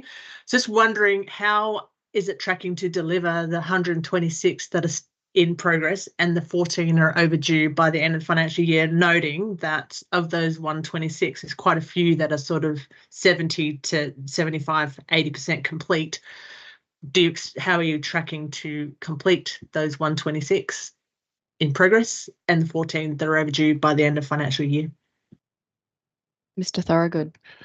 Through you, Madam Mayor, the vast majority of those 126 items are essentially our day-to-day business as usual service delivery, and you'll see they're all reported at 75% complete because we're 3/4 of the way through the year. So we will always have a large number of outstanding items come to the third quarter, given that those services won't be delivered until the last quarter.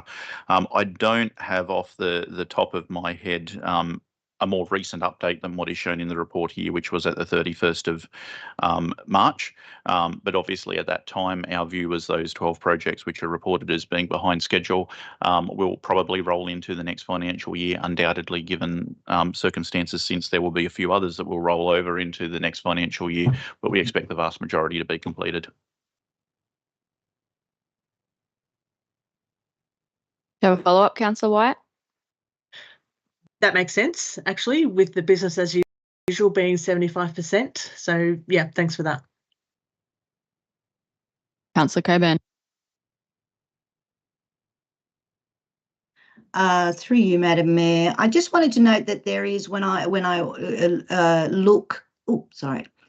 looking at the report, the delivery program, there is quite a number of in the comments field that says that things are behind schedule, mainly due to staff shortages. Now, can I ask how this is being addressed by council moving forward? And it sort of leads into that question I had earlier about perhaps overworking the staff. I just noted there was quite a number of them there that are behind schedule due to staff shortages. Can I get a comment from council on that, please? Mr. Thorogood. Yeah, through you, Madam Mayor. I guess one of the challenges that we face from time to time across some of these functions is our workforce is reasonably lean. We don't have a lot of additional capacity in the workforce which is not already committed and not being utilised. So in a number of areas where we have people leave the organisation, whether it be resignation, retirement, getting a better opportunity elsewhere, whatever they may leave for, it takes us some time to fill those positions. And during the time, obviously, that position is vacant, and sometimes with the challenges recruiting in the current market, we may go out to the market 2 or 3 times. That can mean that some projects have to be prioritised and some things get deferred whilst that position is vacant. Thank you, Mr. Thorogood. Councillor Coburn. Yeah, just as a follow-up to that. So I guess moving forward with the staffing levels, and we have been made aware through the workforce strategy that there will be a number of staff retiring. Is Council going to take this as an opportunity to perhaps really look at that staffing line items to see where potential savings can possibly be made without actually impacting service levels? Mr. Jackson. Yeah, Council is constantly looking at our workforce. When any vacancies arise for any reason, they're not automatically refilled, but we are looking at all times to try and get the right people into the roles and make sure that we are aligning our resources to the objectives. A lot of retirements are in areas, upcoming retirements are in areas where, working in well, across the business, but predominantly some of the outdoor crews, things like that. So we really do have to look very, very hard at how we can resource those areas effectively and ensure that it's still a safe and effective use of all our resources to deliver the programs. So, yeah, we consider all vacancies and also look very clearly at a strict process to go through establishment changes. Councillor Coburn, do you have a follow-up? Just one quick question around that. Can I ask, is the cadets and trainees included in the total employment numbers? Yes, through you, Madam Mayor. Yes, the cadets and trainees are included as FTE within the establishment numbers. Yep. Thank you. Thank you. Do we have any speakers for or against the motion? Question. Councillor Pakes. Okay to have another question, yeah. Page 32, the consolidated budget, capital budget is proposed to decrease by $10 million from 88 million to 78 million. My question is around council's capacity to deliver infrastructure or the capital works. I understand we've had some inclement weather in the last couple of months. Are you allotting that $10 million reduction to the weather situation, or is there a comment that you can make around that? And further to that, the draft operational plan that's out, it's $132 million. Does that mean then that goes to $140 odd million? Yeah, so my concerns around ability to deliver a vastly larger capital works number. Mr. Reeves. Through you, Madam Mayor. With regards to the comment around ability to deliver capital works, that is a fair and reasonable comment, and I wouldn't put it down to a single reason being the inclement weather. In terms of the impact of the inclement weather, definitely in terms of what we anticipated to achieve in the final quarter of the year has definitely been significantly impacted. However, there were a number of projects where we had been particularly ambitious in our undertakings. In order to rectify that and address your second question around how will that impact the following financial year and OP, basically it does mean that the projects will, not in every case, but in most cases, roll over to the following financial year, which will have an impact on the total capital works for that year. However, we had a strong undertaking by the ELT to have a close look at what we thought was achievable for that OP. And we have recently, as group managers and the executive, had a close look at what we think is achievable. Now, whilst next financial year might still be looking quite optimistic. We do have a number of very large contracts in play at the moment that we've signed for. Some examples off the top of my head that I can give you that are quite significant in dollar figures. Obviously, the continuation of the Riverside Park foreshore upgrade. Also, we've got a contract underway with for the PD landslip remediation works, which is just under $10 million on its own. And we're also getting close to being able to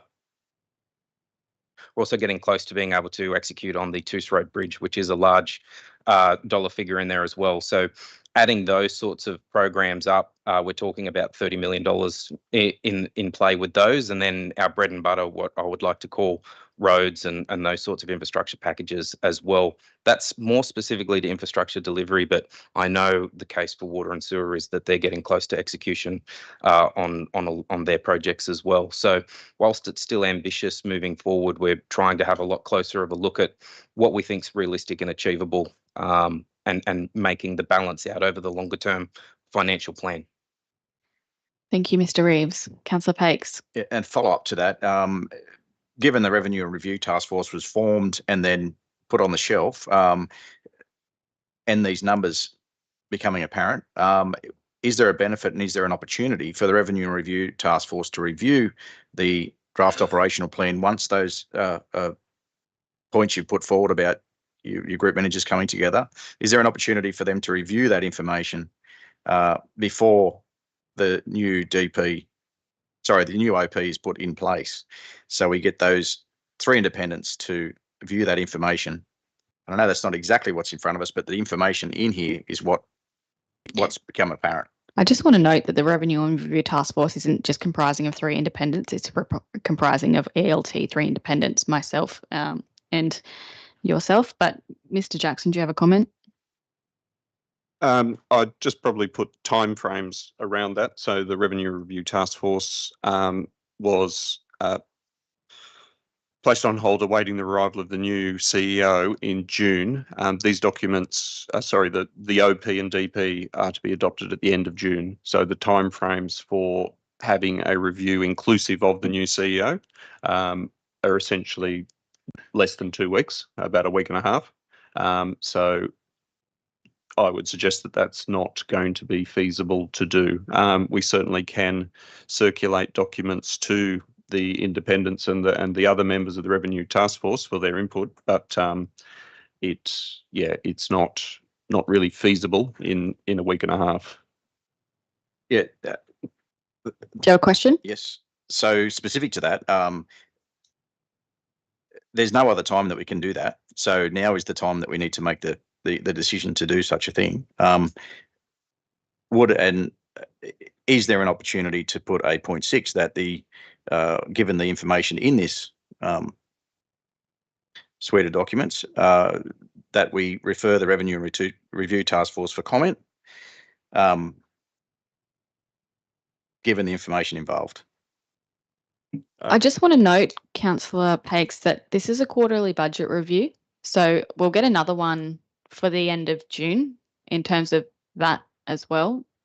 So this is like a snapshot in time, essentially, and we're almost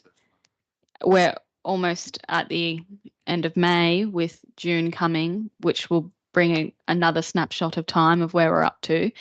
And it wouldn't just be pertinent for people to see this QBR, but perhaps ones in succession. I don't know if staff have a comment on that as 0.6 an amendment, Mr. Thorogood or Mr. Jackson. Yeah, through you, Madam Mayor. Essentially, the Revenue and Review Task Force can still have input, I guess, in a more considered manner with the full intent of the task force. These quarterly reviews do adjust the budget. So every 3 months next year, in the next financial year and onwards every year, we're able to adjust. So recognise any savings initiatives, feedback, impacts of various initiatives throughout the time, including any feedback from the Revenue Review Task Force. So I guess I'm just keen to point out it's not a one-shot approach, and that there are mechanisms for that group to have an impact on next year's budget as the work progresses.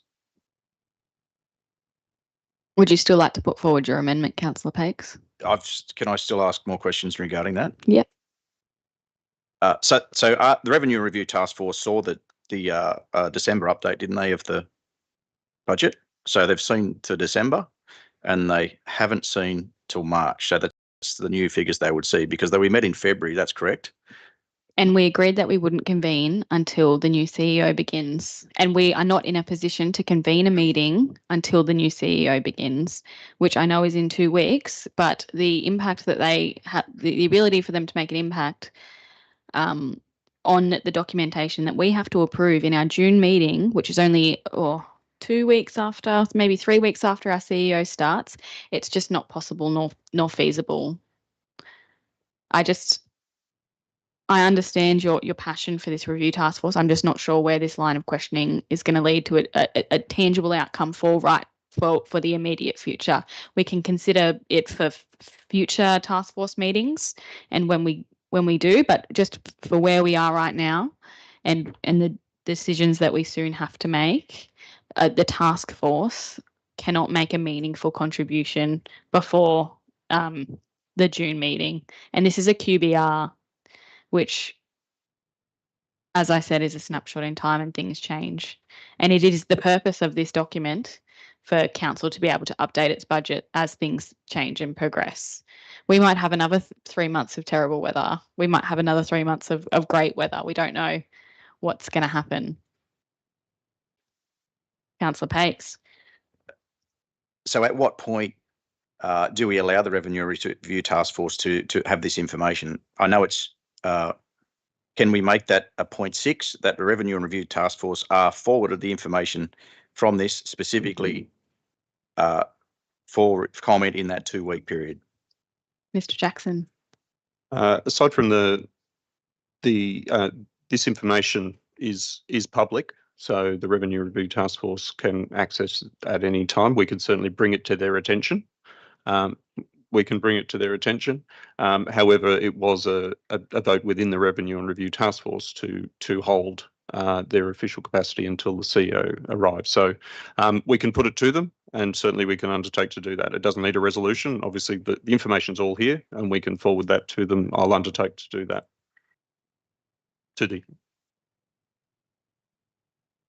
And so that would be the only influence that the Revenue Review Task Force from this information could have on the draft OP that's out. That would be what they'd be basing their information on going forward. The information in this is what because there would be no to end of financial year figures for the Revenue Review Task Force to look at. So these are the current figures which the Revenue Review Task Force would make on the draft OP that's out. Is that correct? Yeah, through you, Madam Mayor. Yeah, this is the publicly available information, and of course there is the draft OP and DP also available. So yes, the combination of those 2 packets of documents are the available documentation.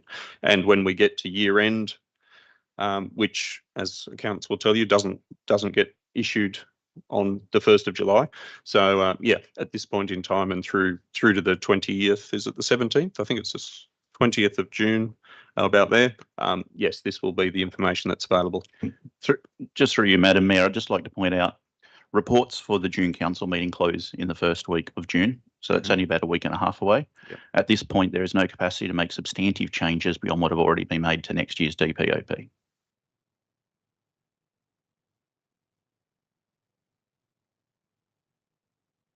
It's getting through the process, because if you change the OP then you need and the DP, then you need to change the long-term financial plan. That changes all of our modelling, and then it needs to go off to the graphic designers to actually have the documents graphically designed and laid out and finalised. Comments closed last week. The team were working on collating all of those and making their final updates to the documents this week based on that. If we got feedback another week down the track, we simply could not actually have it incorporated in the documents in time to publish them for a business paper. I take your point. Can I have another question? So at what point does a Revenue Review Task Force make any noticeable change in an OP we've got a draft OP out there. We've got a plan out there that's going to spend 130 something million dollars, which is 50 million more than we've spent this year. It's way beyond anything we've ever delivered ever before. How does the point of the Revenue and Review Task Force come into play and make it that we don't have to borrow more money? Because that's our number one priority is financial sustainability. So that's where my questioning is going towards, financial sustainability. So how does the Revenue and Review Task Force get to make decisions? I do understand your frustrations, Councillor Pakes, but it was a resolution of the task force to not meet until the new CEO started. So whether we like it or not, we have this information in front of us. We have to approve an OP next month, and the task force itself made a decision not to meet until the new CEO started. And I assume, given we had councillors and ELT there, we would have known that we have to, under legislation, approve a plan in June. So we can't, how long is a piece of string? We can't have known when or how or what decision would have been made because we haven't had those discussions. They haven't delved into things as a group. So, and there's no knowing how long these decisions will take. So I feel like that's a very arbitrary question.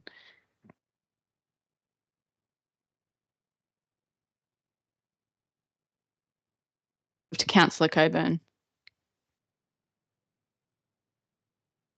Through you, Madam Mayor.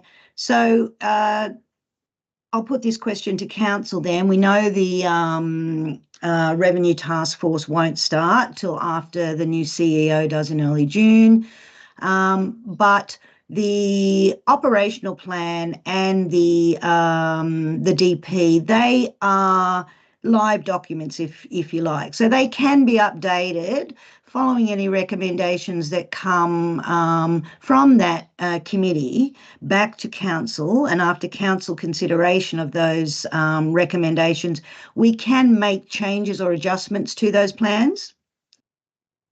Mr. Thorogood. Mr. Jackson. Yeah, through you, Madam Mayor. Yes, as sort of explained, these QBR processes on a quarterly basis provide a formal mechanism for council to adjust budgets. Also, if there are any significant recommendations, regarding services, etc., to the community or any impacts in that regard, then specific reports will be brought to council to adopt those changes if they are of a significant nature, along with any, consultation and community work in that respect. So basically all along the way we can adjust, and there are certainly quarterly opportunities to do that, as well as issue by issue they'll be brought through. Thank you. Thank you, Mr. Jackson. Councillor Wyatt. So that's what we're doing now, is we are approving Mr. Thorogood. OP. Yeah, through you, Madam Mayor. There's a couple of ways it can happen. It would entirely depend on the significance and quantum of the size of change that was being considered. We can make small changes essentially through the QBR by reallocating funding and reprioritising items and so on. And if there were small changes that were suggested or tweaks, that is how we would do that. And you see that happen with each QBR that comes up. If there was a substantive change, say it was a actual change to our operating model, how we operate some of our assets or things like that, then that would probably be worthy of its own separate report to put that forward to council and to actually bring to light that particular issue on its own. So it would depend on what the recommendation was as to how it would be reported to council. Thank you. Is there any speakers for or against the motion? Councillor Bain, would you like to close debate? Madam Mayor, I would. I'd just like to note a couple of things too. The debt service ratio, which is in the review statements, and I take on board what Councillor Coburn and Councillor Pakes are saying about debt, but our debt service ratio is below the OLG benchmark. So we're looking at a rating of 4.4, and the benchmark is 4.47. So we're still below that, and which is better than we did in 22-23. So we're on an improvement cycle with that. As far as carrying over and completion of projects is often impacted by climate variability, and the current weather situation is an example of that. You know, we can't, the work on the Armadale Road on Kilmore's Cutting, where they're widening the road there, absolutely can't be happening in this kind of weather, not safely. I also acknowledge the work that staff have done in balancing staff shortages with the unfilled vacancy savings that we talked about and the recruitment challenges. It's a bit like juggling, maybe juggling a chainsaw. And lastly, I'd like to note, and this may be more about 10.11, but the councillor expenditure report with our professional development, I want to thank staff for amending that in the future, and that we've got a 4-year a term rather than an annual amount, which is enabling Councillor White and myself to do the executive development program. So that's the quarterly budget review and associated documents. Corporate performance report commend to my colleagues. Maringbu. Thank you, Councillor Bain. I'll now put the motion. Is there any dissent? There is none. I declare it carried. We'll now take a short 10-minute recess until 11:15. I adjourn the meeting.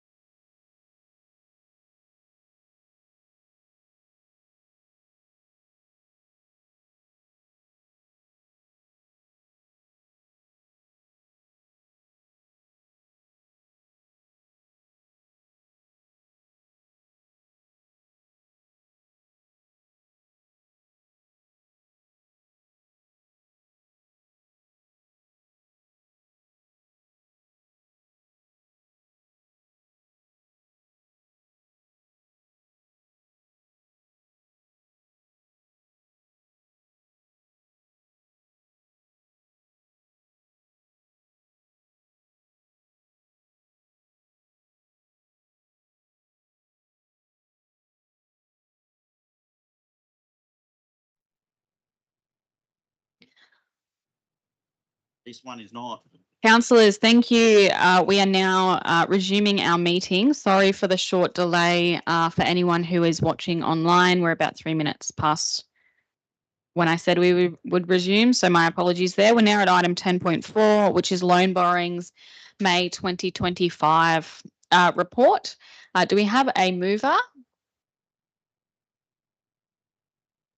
Sorry, we just need a moment to change the recommendation as we have updated information pertinent to this report. As you know, we get updated interest rates that are the most recent to the time we're accepting the loan offer. Thank you. Through you, Madam Mayor, if I may. Mr. Thorogood. So we're just updating the recommendation now. The recommendation will be to accept the loan offer from T Corp. We're just having updated rates printed and brought upstairs, but they might not make it in time. The rate offered by T Corp as of this morning is 5.82% on a 20-year fixed term.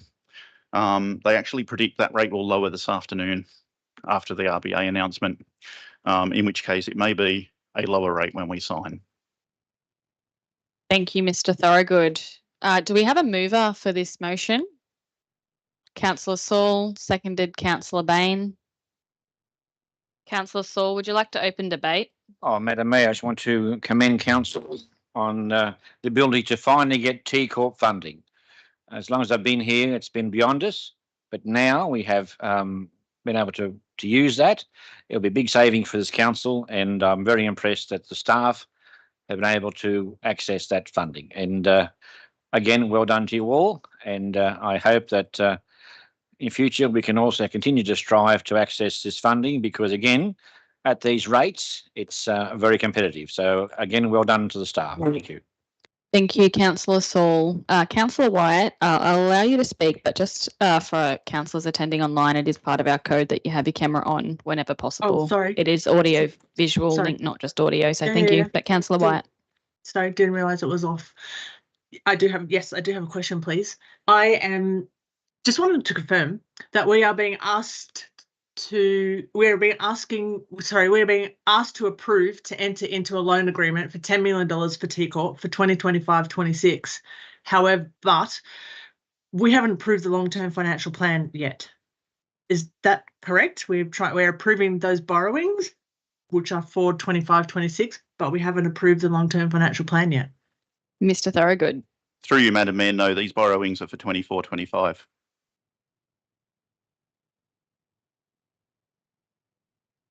It says, I'm looking at the right, okay. And there's got to be another 10 in 2026, in 25-26. Mr. Thorogood. Through you, Madam Mayor, that is correct. The long-term financial year currently contains $10 million of borrowings in the general fund for each of the 10 years in the long-term financial plan. Rightio. Okay, I've just misread that. Can you also Right, Councillor. Yeah. Councillor White. The budget papers show borrowing expenses in there as, I presume, interest rates and repayments. Do we know cumulative? Like, where is it reported cumulative? How much is borrowed and how much is owed? So cumulative, how much is borrowed, and cumulative, how much is owed? Mr. Thorogood.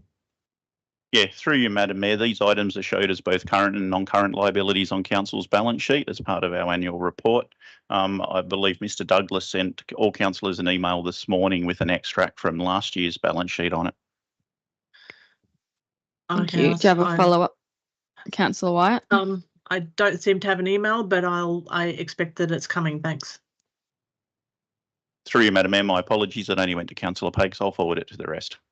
Okay. Right. Thank So you. yeah, that's what I'm after, is like how much is our cumulative borrowed? So presuming, and how much is cumulatively owed? Thanks. Mr. Thorogood. I've got it in front of me. Sorry, I'm just pulling up that email. Through you, Madam Mayor, the amount which is currently on Council's balance sheet for borrowings in the general fund is just a little over 24 million. Councillor Pakes, do you have a question? My question is, I must have a different number because mine says 31. Have I got that incorrect? Is my question. Have I got that incorrect? Borrowings for 24, Yeah, 25. through you, Madam Mayor, I read the wrong column. You Yes. are correct. Sorry, the print's rather small. It is 30, just tad over 33 million. Sorry. Thank you for the correction. Thank you. Do you have another question, Councillor Pakes? Any further questions on this motion? Councillor Saul, would you like to close debate? Thank you, Madam Mayor. Just to reiterate, you need to have this. In years gone by, we've had to borrow, but thankfully not use the entire amount or so. The main thing is we must be liquid. Council cannot be running short of money to pay staff and our expenses. So it's like an overdraft. We need to make sure we are liquid and we are solvent. So thank you, Madam Mayor. Thank you. I'll now put the motion. Is there any dissent? There is 2 dissenting. I declare it carried. We'll now move to item 10.7. Councillor Matchett, with you withdrew this. Would you like to move it? Yes, so Just wait, I need a seconder. Do I have a seconder? Councillor Selby, Councillor Matchett, would you like to open debate? so I actually put forward an amendment. Is that reflected? I can talk that through while it's being added. So essentially, I am looking to remove the first point and keep the remainder there. So we would fix councillors' fees at their current rate. And I can speak to that now if you'd like. Yep. Yes, Councillor Matchett. Okay. So my rationale and reasoning is, I think after the last few months, we've spent discussing how we can better earn or regain the trust of the ratepayer, and I don't feel comfortable approving a pay increase, as modest as it may be, for myself or fellow councillors.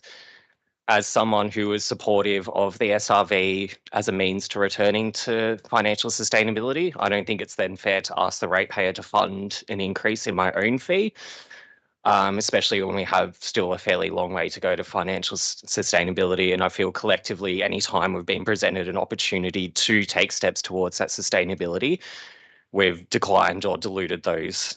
So accepting that pay rise won't make any meaningful difference to the bottom line of council. But for me, the optics aren't really right. And in conscience, I don't feel comfortable approving that. I am in favour of increasing the mayor's salary in line with those recommendations, purely because I don't think her salary is reflective of the level of responsibility nor the hours required. Frankly, I think it's about a third or half of at least what it should be. So I am in favour of supporting that. But until we as councillors can take more meaningful steps towards sustainability, I personally don't feel comfortable voting in support of that increase.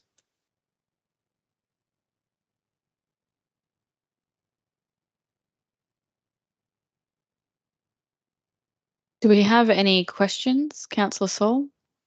Thank you, Madam Mayor. Madam Mayor, with your indulgence, could I ask Director Thorogood to give us some commentary on this, please? Mr. Thorogood. Yeah, through you, Madam Mayor. I guess just in regards to commentary, I assume you mean where the recommendation that came before council came from. It has always been the staff's practice to recommend that councillors accept the maximum fee that is available to councillors under the determination of the tribunal. I would say it's certainly my opinion, and I'm sure it's shared by other members of the executive, that the amount of a councillor's fees that are paid to them are really a pittance in relation to the amount of work, the effort and the dedication that councillors need to put into performing the role as a councillor. Many councillors, despite the fact we'll talk about councillor fees and expenses later, end up wearing expense for travel and things like that out of their own pocket. Not many councillors ultimately look to claim the full breadth of the expenses that they potentially could. So it will always be our recommendation that councillors accept the maximum in the range. Thank you. Councillor Coburn.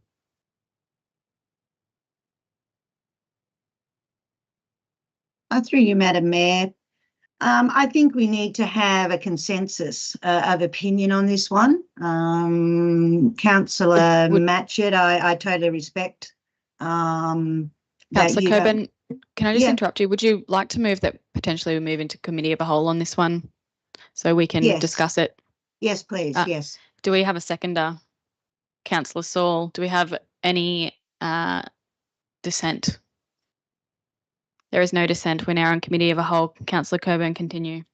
Yeah, I just feel that there needs to be consistency. I would like to get feedback from other councillors around how they feel about this, but I feel if we're going to fix councillor rates, and all rates should be fixed for all of us. I think we all came into this eyes wide open. We all understood. I mean, most of us, the motivation comes because we have high levels of civic duty, and that's why, you know, the councillor fees that we accept, you know, aren't full remuneration, and each individual person makes the decision on how much time and effort they put in as being a councillor.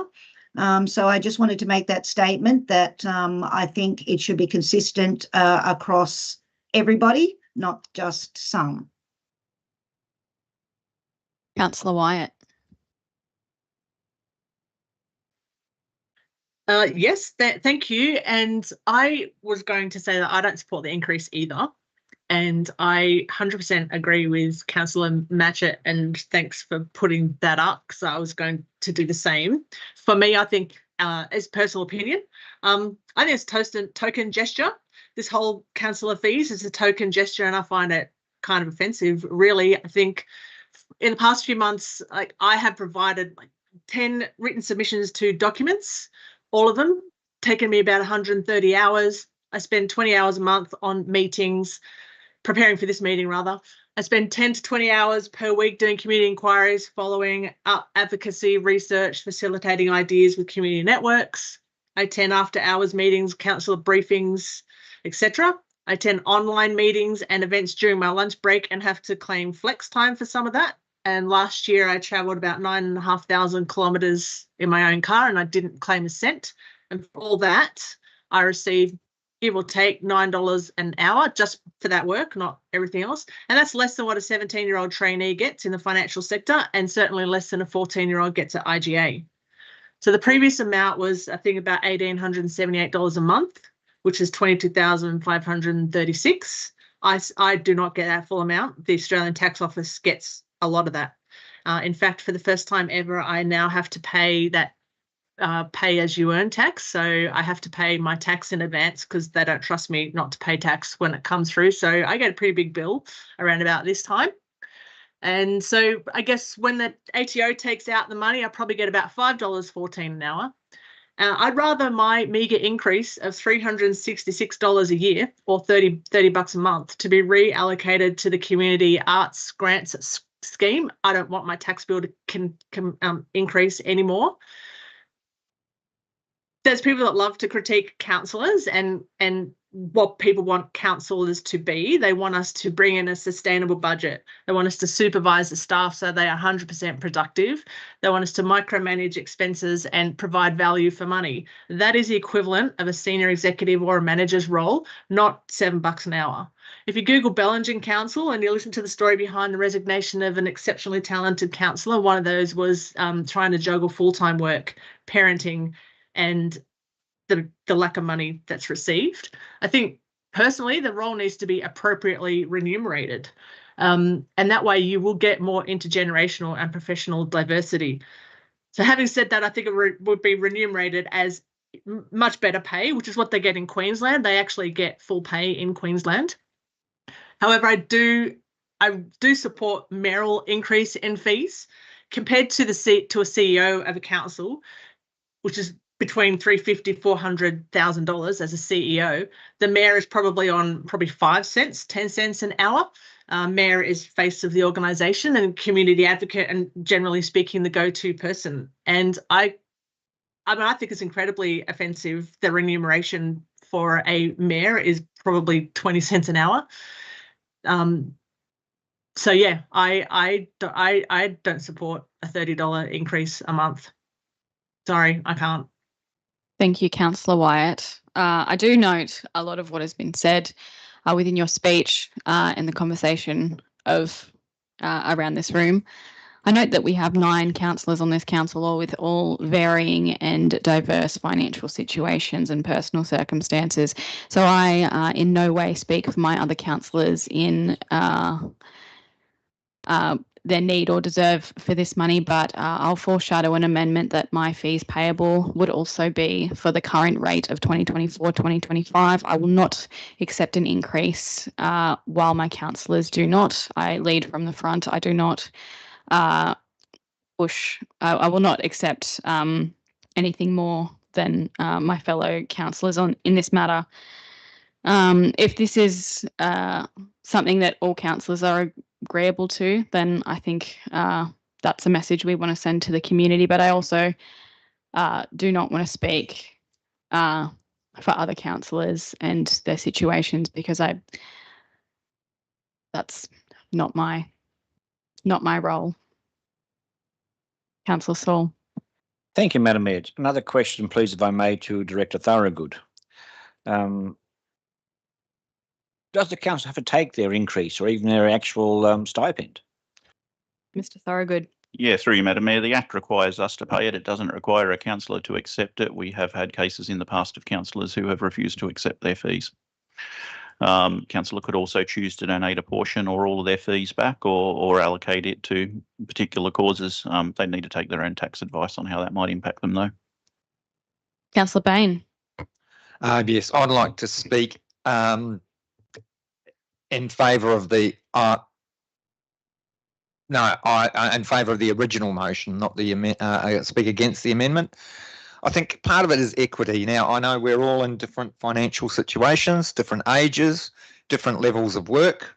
I think, basically, the fees that we get are a little bit more than the dole, right? So if young people who wanted to have a crack want to have an equitable situation, then I think we need to accept the fees, and which, again, I agree with Councillor Wyatt, are meagre, to say the least.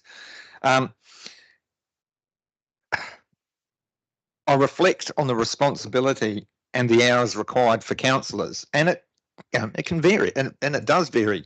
There is a lot of work that councillors can be doing or not doing. It's pretty much up to us how much we put in. But I think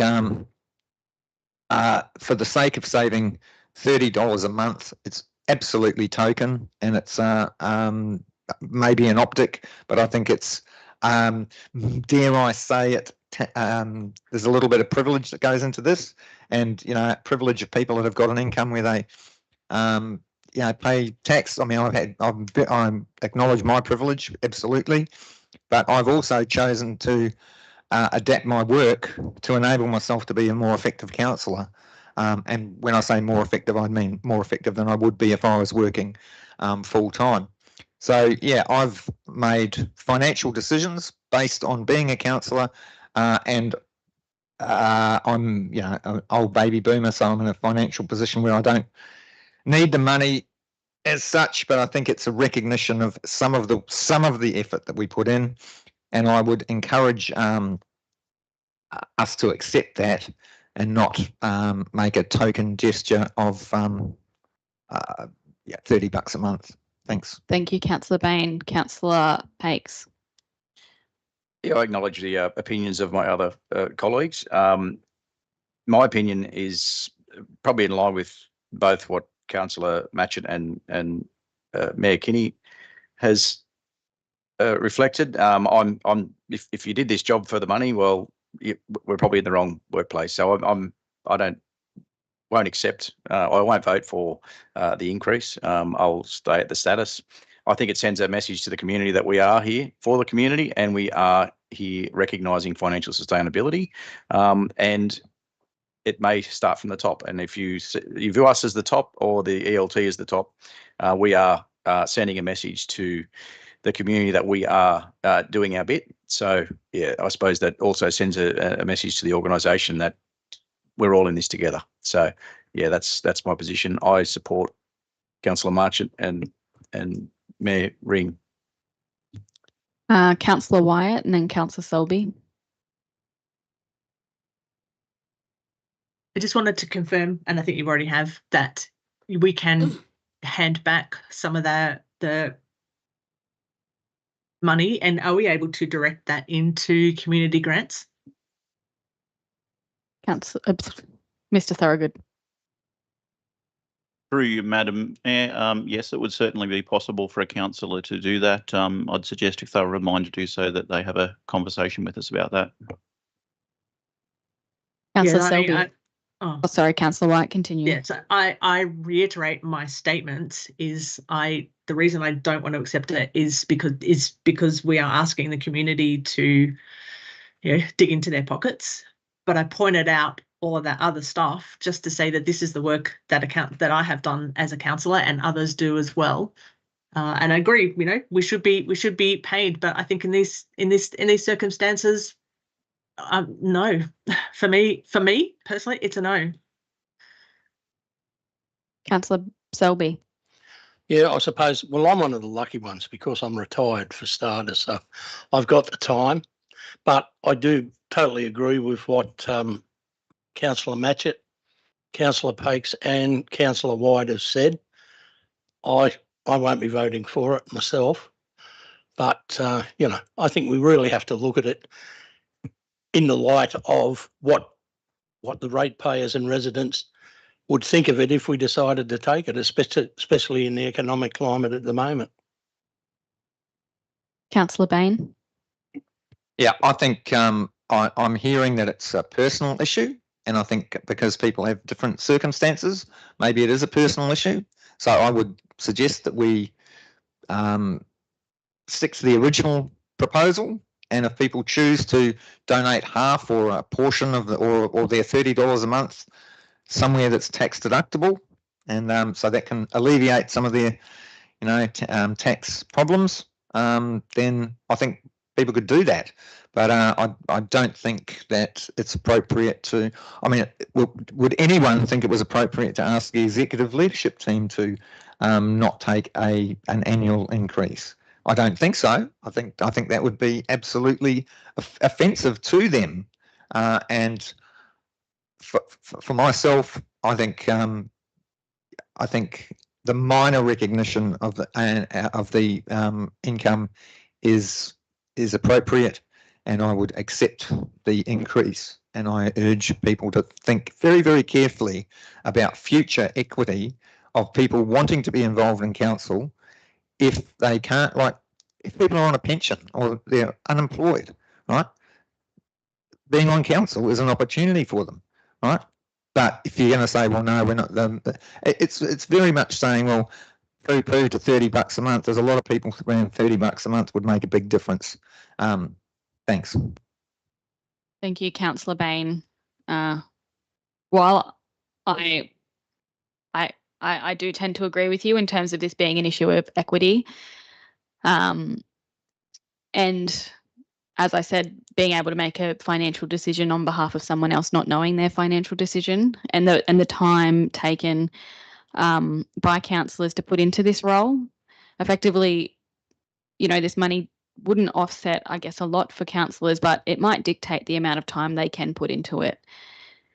And I think it's all well and good to be of an older generation and say that you are fine, but there's a next generation or generations coming through trying to be fine and trying to rectify issues, trying to make change. And I know that what we're put forward is by a young person of a younger generation. But I think about people running for council, people's the fact of privilege of being here, having their money to run, and the costs outset. I think that's worth thinking about in terms of our community, where we are and who we want to see at this table. Just a reflection there, but Councillor Saul. Thank you, Madam Mayor. Madam Mayor, I want to add to your points. Madam Mayor, this is symbolic. It sends a message to the community, oh, well, if you run for council, you may be getting pay cuts. You may not be getting increases. And if you're going to run for council, bring your money with you, because this is a risk of ever having an increase again, because you start this off it snowballs. Next year, I don't know, we'll do the same again and again. The point is we need to attract good people with knowledge and ability to council. If we keep saying, but we're going to give you pittance, they won't. In the last election, many people asked about the remuneration and just laughed because they would not be bothered spending their time on a situation like this and be given such a meagre amount of dollars. So, Madam Mayor, we're very careful what we do today. If we set a precedent, oh, no, let's cut that all back because, you know, $3 is too much to pay, we may be cutting our own throat in future generations. To be honest, I can't see the problem with this. It's no great amount. It is for some people. I think it should be optional. If you don't want to take it, you should have the right to say, no, I won't take that. But you shouldn't penalise the remainder who do. That's not, otherwise you're not being fair. And it certainly wouldn't help the situation with being in comrades in arms if we feel that way. So I suggest we go back to the original motion as Councillor Bain has suggested, put that through, and then if your circumstances are different, then you can ask council to deduct or whatever, but that's up to you. You should not penalise the whole council because you think, oh, no, $3 a month is beyond us. And remember, once this is over, in another few more days, no one's going to care that much. It's just about the situation here today. It's the media spin today. It's not about time ahead. I don't think people are going to be that aggressive because remember, $50, what's it buy? Hardly much. Thank you for that. Thank you, Councillor Saul. Councillor Coburn. Yeah, just as a follow-up to that, I suppose, look, I can see both sides. And I commend Madam Mayor for putting her hand up to say that she would be prepared to not take an increase as well. I guess for transparency and consistency, it makes it difficult. If we approve the actual increased amount and then some of us choose to not take that, sends a bit of a mixed message, I suppose, through to the community. I certainly am happy not to support it. I'm happy not to have an increase. Can I get some sort of confirmation from one of the council staff, please? If we, as this current councillor group, decide today that we don't agree to getting that increase, that doesn't exclude the fact that in the future increases won't be applied. It all comes down to just the individuals in this particular group at this particular time. Mr. Jackson. Yeah, through you, Madam Mayor. Yeah, these rates are set each year by the Local Government Remuneration Tribunal, and it sets a range of fees. So the maximum and minimum range of fees will, as set next year, will be available and in future years. Thank you, Mr. Jackson. Councillor Pakes. Yeah, I just wanted to pick up on a point of Councillor Saul in that this is a decision for this 12 months and going forward, that it's not a precedence. It is a decision for today and the 12 months going ahead, and it will come to council next year as it did last year to be made a decision on. So there's no precedent set today. It'll be up to the councillors in the room to make that decision. Is that a clear representation, General Manager Jackson? Mr. Jackson. It is a clear representation. This is for the next 12 months and the people in the... Madam Mayor, would it be useful for a straw vote to move forward? Yes, just to ensure that we're going to have a motion passed, who would be... Can I have a show of hands of who would support the motion before us? The amendment before us. Well, it's the motion now because Councillor Matchett put it forward. Just to clarify, Madam Mayor, that's got your fee staying the same and your fee staying the same. Yep. Yeah, everything the same. Yeah. 1, 2, 3. Oh, hang on, I just need a point of order, please. Yes. What's on the screen in front of me says fix the current rates. Yep. It's not the amendment. Okay, that's. It is the amendment. The amendment is now the motion because Councillor Matchett moved the motion and then put the amendment in there. Okay, but I've got on my screen it says fix the current rate payable to a councillor at. Oh, that's the current one. Okay, the numbers have changed. Right.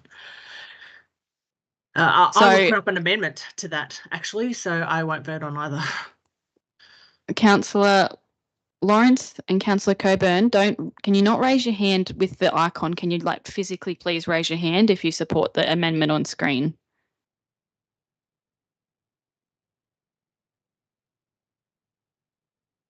This is a straw vote. Yep. 1, 2, 3, 4, 5, 6. Yep. Well, that one would get through, but what would be your amendment, Councillor Wyatt? Oh, I take point with what Councillor Saul and Bain have put forward, and for me, this is my conscience vote, and maybe an amendment could be that we take the first one, which was the whatever it was, 23,000, and the amendment is that councillors can have the option to hand back the increase to council if they see fit. That is what I would support. Can I have a raise of hands if you would support the original motion with the amendment that you could hand back the additional fees? 1, 2, 3. I want a physical raising of the hand, sorry. That would get through. So that doesn't help me, to be honest.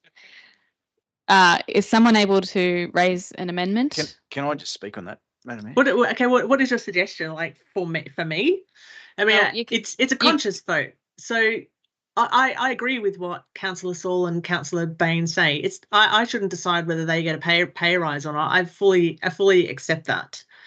I have a principal matter with it, and I agree with what Councillor Matchett put up in the first place. And yeah, $30 is not a big deal, but I'm happy to. I would like not to take the increase, but to give $366 extra to the community grants fund. What mechanism? Yeah, that's what I would like to do. Councillor Peggs? Just put the logical hat on, Councillor Wyatt. So for what I'm getting is two people want to hand money back. Sorry, maintain their total, and that would mean that the majority have to take a tax increase in their income of the total amount. So the majority are subsidising the minority, and that doesn't make sense in. No, in fact, they're not. We're not, because. Well, we are, because of taxation. You are actually taxed at a high rate. You are increasing your taxable income if you tax 50% in that value. Mr. Thorogood? Yeah, no, through you, Madam Mayor. Just in relation to that comment, depending on precisely what you intended to do with the money that you weren't taking would change the tax implications of that, and hence why I said councillors would need to take their own taxation advice on what they do with the money they don't wish to take. Councillor Peggs? Yeah, so regardless of whether or not, well, there's no choice. That's the point, is if you receive the extra money, there's no choice. You have a tax obligation to that money. It's not a choice to you. The choice is not to take the money and not to have a tax obligation or the income to start with. I think that's the whole point, is not to have the tax obligation and not to have the income. Councillor Peggs, I also believe that you are one out. So I just don't know, Councillor Bain. We're still in committee of the whole. So I'd just like to, if the taxation issue is an issue, then the taxation issue is an issue of people with wealth. Okay? For people don't have, there's also the issue of gender equity down the line of young women, as we have as a mayor, coming in and saying, right, they might have a couple of kids at home, they might not be able to work, and the extra $30 a week might make a difference. Now, if it does make a difference to a potential future councillor who can bring a fresh perspective, I support it. And if the problem is about paying, is that you've got to manage your taxation, I would just ask people to reflect on whether that is your personal tax situation is your personal business, and how we manage our money is our personal business. So it may be that I look at income as little streams, and there's a few of them around at the moment running down the gullies, but little streams. So, you know, the income from council is one stream of income for me that enables me to spend time working for community, which is my priority. But if I didn't have that income stream, potentially I wouldn't be able to do that. if I was in a different financial position. So each of our financial positions might vary, but I think for $30 a month, or $400 a year, 300, whatever it is, I think the points. It's not really going to make any difference to the long-term financial plan. Yes, it's an optic, but I think it's from my perspective, it would be seen as being a little bit patronising. Thank you. Well, I did hear Councillor Wyatt say that $200,000 wasn't a lot of money in regards to a statute a bit earlier today. Sorry, Councillor Wyatt. Go ahead with your question. Thank you. Councillor, I'll say this generally. I find your comment a little while ago really ageist. Really ageist, and I'm offended by that. Age is irrelevant to whether or not you have income or you don't, or whether you're on a mortgage or you don't, or whether you have debt or you don't. The highest rate of unemployment in the country is retired women. And I just find that comment is just, if you're wealthy and you're old and you have a tax problem, I just find it really offensive. I withdraw that comment about the age, but I will maintain the comment about if you've got a tax problem, it's due to wealth. Thank you. Thank you. For me too, Councillor. the issue is not the tax. It's I want my $30 to go back to community grants. Just want to be clear. That's my point for me. Thank you, Councillor Wyatt. I'll note that the community grants program initially started because previous Mayor Liz Campbell donated her car allowance for that grant, that program to be started. So it's not unusual for councillors to donate their money back to council. Councillor Matchett. Yeah, I take the points of Councillor Bain and Saul on board, and I don't want to take money off anyone else's table. And at the same time, I also hadn't considered the ability for us as individuals to make that decision not to accept that increase. So I'm open to accepting the notice as it was originally intended, and then we as individuals can make that decision. I think that strikes a fair balance, and I'm comfortable with that. And if other councillors are, then I think that's an appropriate way forward, that we don't discriminate against individuals who that may actually make a difference for, and we can make that personal and conscious choice.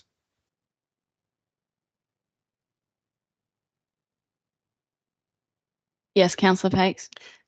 Yes, so I'll refer back to my previous comments, and they are one element of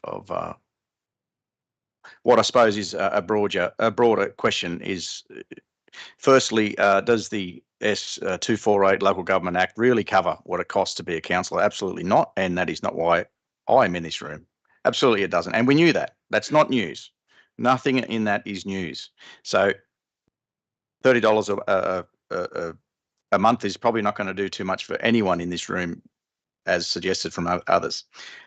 But what we do in this room makes a difference to financial sustainability for this council. And this is a single line item that does make a difference in numbers to financial sustainability. And if you are going to be serious about it, you have to put your money where your mouth is. And this is me putting my money where my mouth is. And this is me being prepared to do my bit where I can, because I'm having trouble getting reductions in draft operational plans. I'm having trouble getting reductions in lots of other things. However, I can do it on this front, and I will, because I believe in it, and that is my conviction. I say what I do, and I do what I say. That's what I believe in. So I'll absolutely not support increasing it. I'll support maintaining it. So that's where I'm at. Councillor Bain. If we're going to look at things that we can do, is there any appetite for decreasing it? Like knock 20% off, make it $18,000 a year. Is there any appetite for that?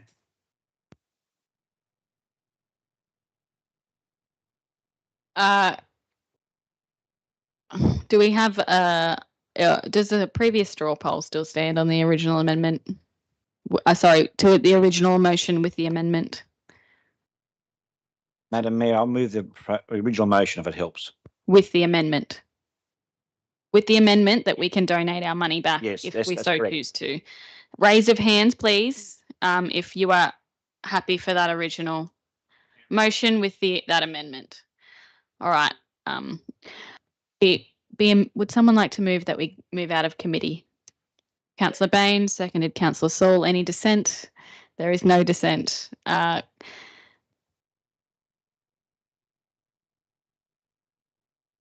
would someone like to move? Someone needs to move and the amendment that we go back to the original motion with the amendment that we donate the money. I move that we go back to the original motion with a 0.5 saying that councillors are aware that they have the opportunity to donate donate a portion of their stipend back, or whatever you call it, the payment. Second that, Madam. Do you accept that amendment? I accept that amendment, yes. Could that, so that final line would be councillors have the ability to donate income back to council. Yeah, and I think we should leave that open. Or donate the income to the organisation of their choice. Or yeah. Organisation of it. Because it could be, you know, you could find a tax deductible way to do that. Médecins Sans Frontières.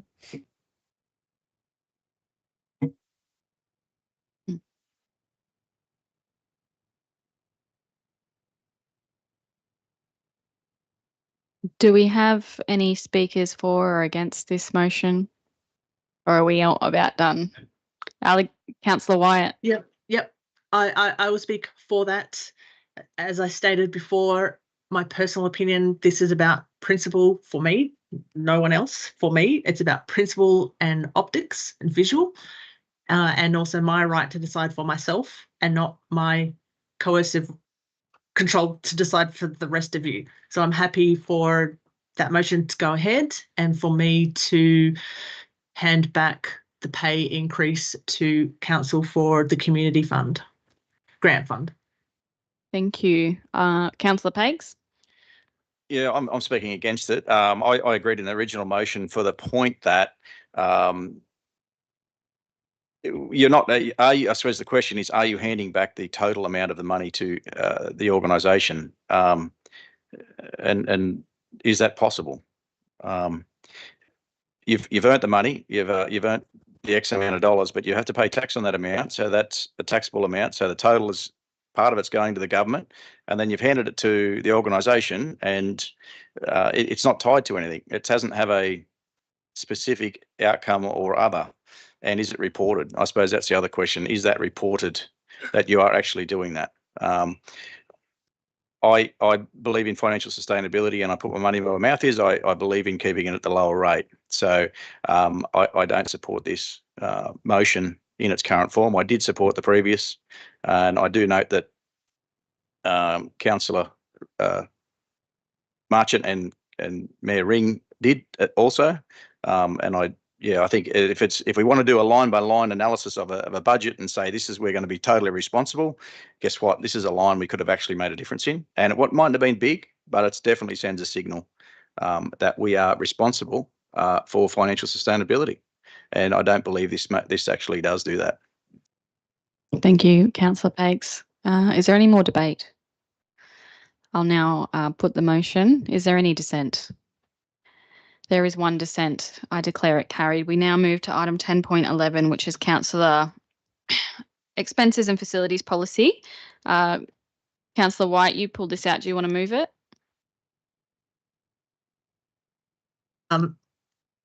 I will just move it to bring it into debate. Councillor White, seconded. Councillor Selby. Councillor White, would you like to open debate? Well, I want to speak against this one too. Is that well, if you want to speak against it, you can't move it. So someone else. Councillor Bain moves, Selby second. Councillor Bain, you can open debate. Madam Mayor, I note that we're just providing public notices attention to go as a draft on public exhibition to receive a report in July. I would like to thank, which I've said before, the adjustment of 2,000 per annum to 8,000 per term to allow flexibility in accessing training. I think it's important that councillors do engage with professional development. I mean, I see that we've got some social media online training that's available to all councillors, which is very, very good, because it's a pretty nasty world out there in the social media scene, and it builds our capacity. I would also like to just make a point that on page 6, so there's a change in the travel allowance for councillors. In the first page, it says $5,000. It's changed to $5,000 for travel, but on page 6, it refers to $2,000, I think. So there's a slight error in there that needs a correction. But apart from that, I think it's great, and I think that councillor expenses and facilities are important to support us to do our job. Thank you. Thank you, Councillor Bain. Councillor Wyatt. Thanks for pointing that out. That was my question too. With the $5,000 per year in travel expenses, what happens to that money if it's not claimed? Mr. Thorogood. Through you, Madam Mayor, whilst the policy establishes upper limits on what can be claimed, it is not what we don't budget for the full amount of those limits. So whatever limits you set in this policy actually has no direct impact immediately on what is in the budget. So changing these amounts does not save any money or does not necessarily spend any more money. Our budgets are based on our best estimate as to what forward claims will be, and the best predictor of that is what the past claims have been. So we always set forward budgets based on past claims. It just so happens that this meeting was the one that we reported those past claims to. So you'll see in attachment 10.3.4 councillors' expense claims for the first 3 quarters of this year. And you'll note in there that they are nowhere near the amounts which are reflected in this policy for this term of council at this time. Thank you, Mr. Thorogood. Councillor Wyatt. So what was the reasoning to increase from 2 to 5,000? Through you, Madam Mayor, it ultimately comes down to an equity issue, and there were 2 issues that were considered when we set these amounts. In the previous term of councillors, we had 2 councillors on council whose expense claims were refused because they exceeded the limit set in the policy. The reason that we have the policy and the reason why councillors are entitled to claim their expenses under the Act is because the office of councillor should not only be open to those who are independently wealthy enough to be able to fund their activities as a councillor, anybody should be able to be a councillor. So what became apparent to us is that if you live essentially more than about 50 minutes from Kempsey, the current limits that were in the policy are insufficient to cover even the minimum amount of travel needed to attend briefings and council meetings, and that's before you go to any other events or anything like that. So therefore the limits have been revised such that somebody who lives anywhere in the Shire could be a councillor and could claim the full amount of the travel that would be necessary at least to attend briefings and meetings. Likewise, that was why the change was made to the professional development to make it per term rather than per year. And there was a case in point where a couple of councillors requested to undertake an activity that would have cost more than $2,000 in one financial year. When we advised those councillors that that we couldn't do that in line with the current policy, one of the councillors that was me. Thank you. You know, one of the councillors was in a position where they said, well, I can fund that out of my own pocket and I'll just claim some of it this year and some of it next year. And the other councillor was not. And, you know, to me, that was a very apparent equity issue that if councillors' access to professional development is limited to those who are able to fund that themselves, then that is an inequitable arrangement for councillors as well. May I follow up? You may. So, yeah, number 2, glad to see that there. I'm one that is going to benefit from that. I've not taken any professional training other than what's delivered to me, and will be getting that benefit by going to a course soon. So I really like that idea of rolling that through for the professional development. But I'm also questioning that $5,000 over 4 years, that's $20,000 just in travel for us. Conferences is around about $2,220, and all up, if we were going to claim all of that, every single one of us each year, that's about just over 30 grand, and it's just over $270,000. I'm just wondering why and the travel. You said the last council that only 2 people claimed, but there were 7 that didn't, and they made a conscious decision to claim or not to claim. Can we not make a conscious decision that every councillor has a set allocation of around $20,000 to use as they see fit. If they want to claim 20,000 of travel expenses, they can do that. If they want professional development, they can do that. And knowing that it's not, it's not a given every year.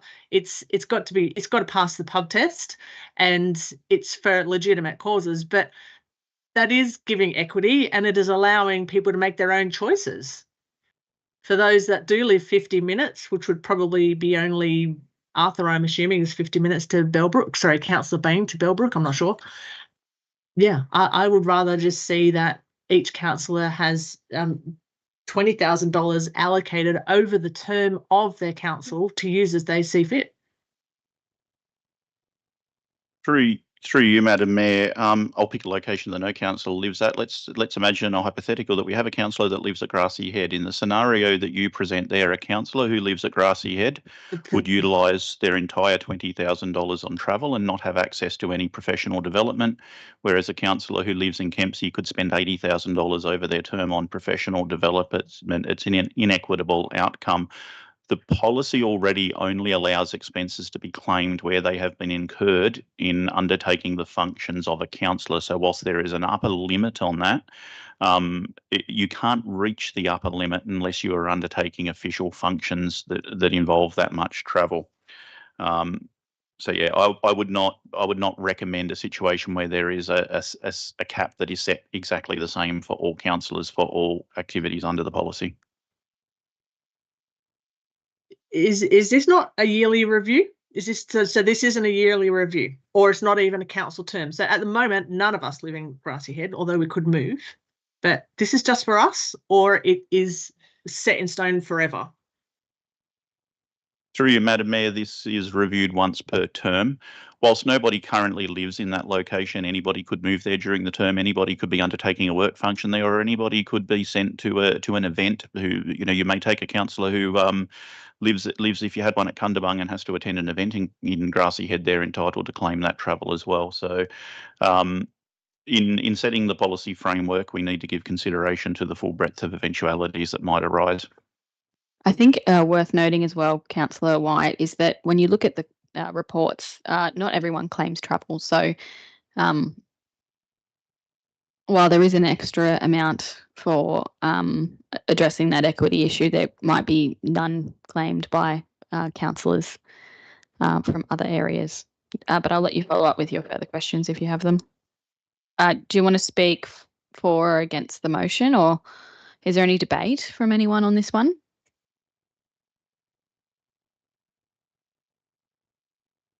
Right, Councillor Bain, do you want to close debate? Yeah, just very, very briefly on terms of the travel claims. Personally, I keep a logbook of council-related travel, and I claim it on my tax rather than claiming it from council. So that addresses taxation issues as well as reducing costs for council. Thank you. You can close debate now. Done. Oh, beautiful. All right, I'll now put the motion. Is there any dissent? There is one.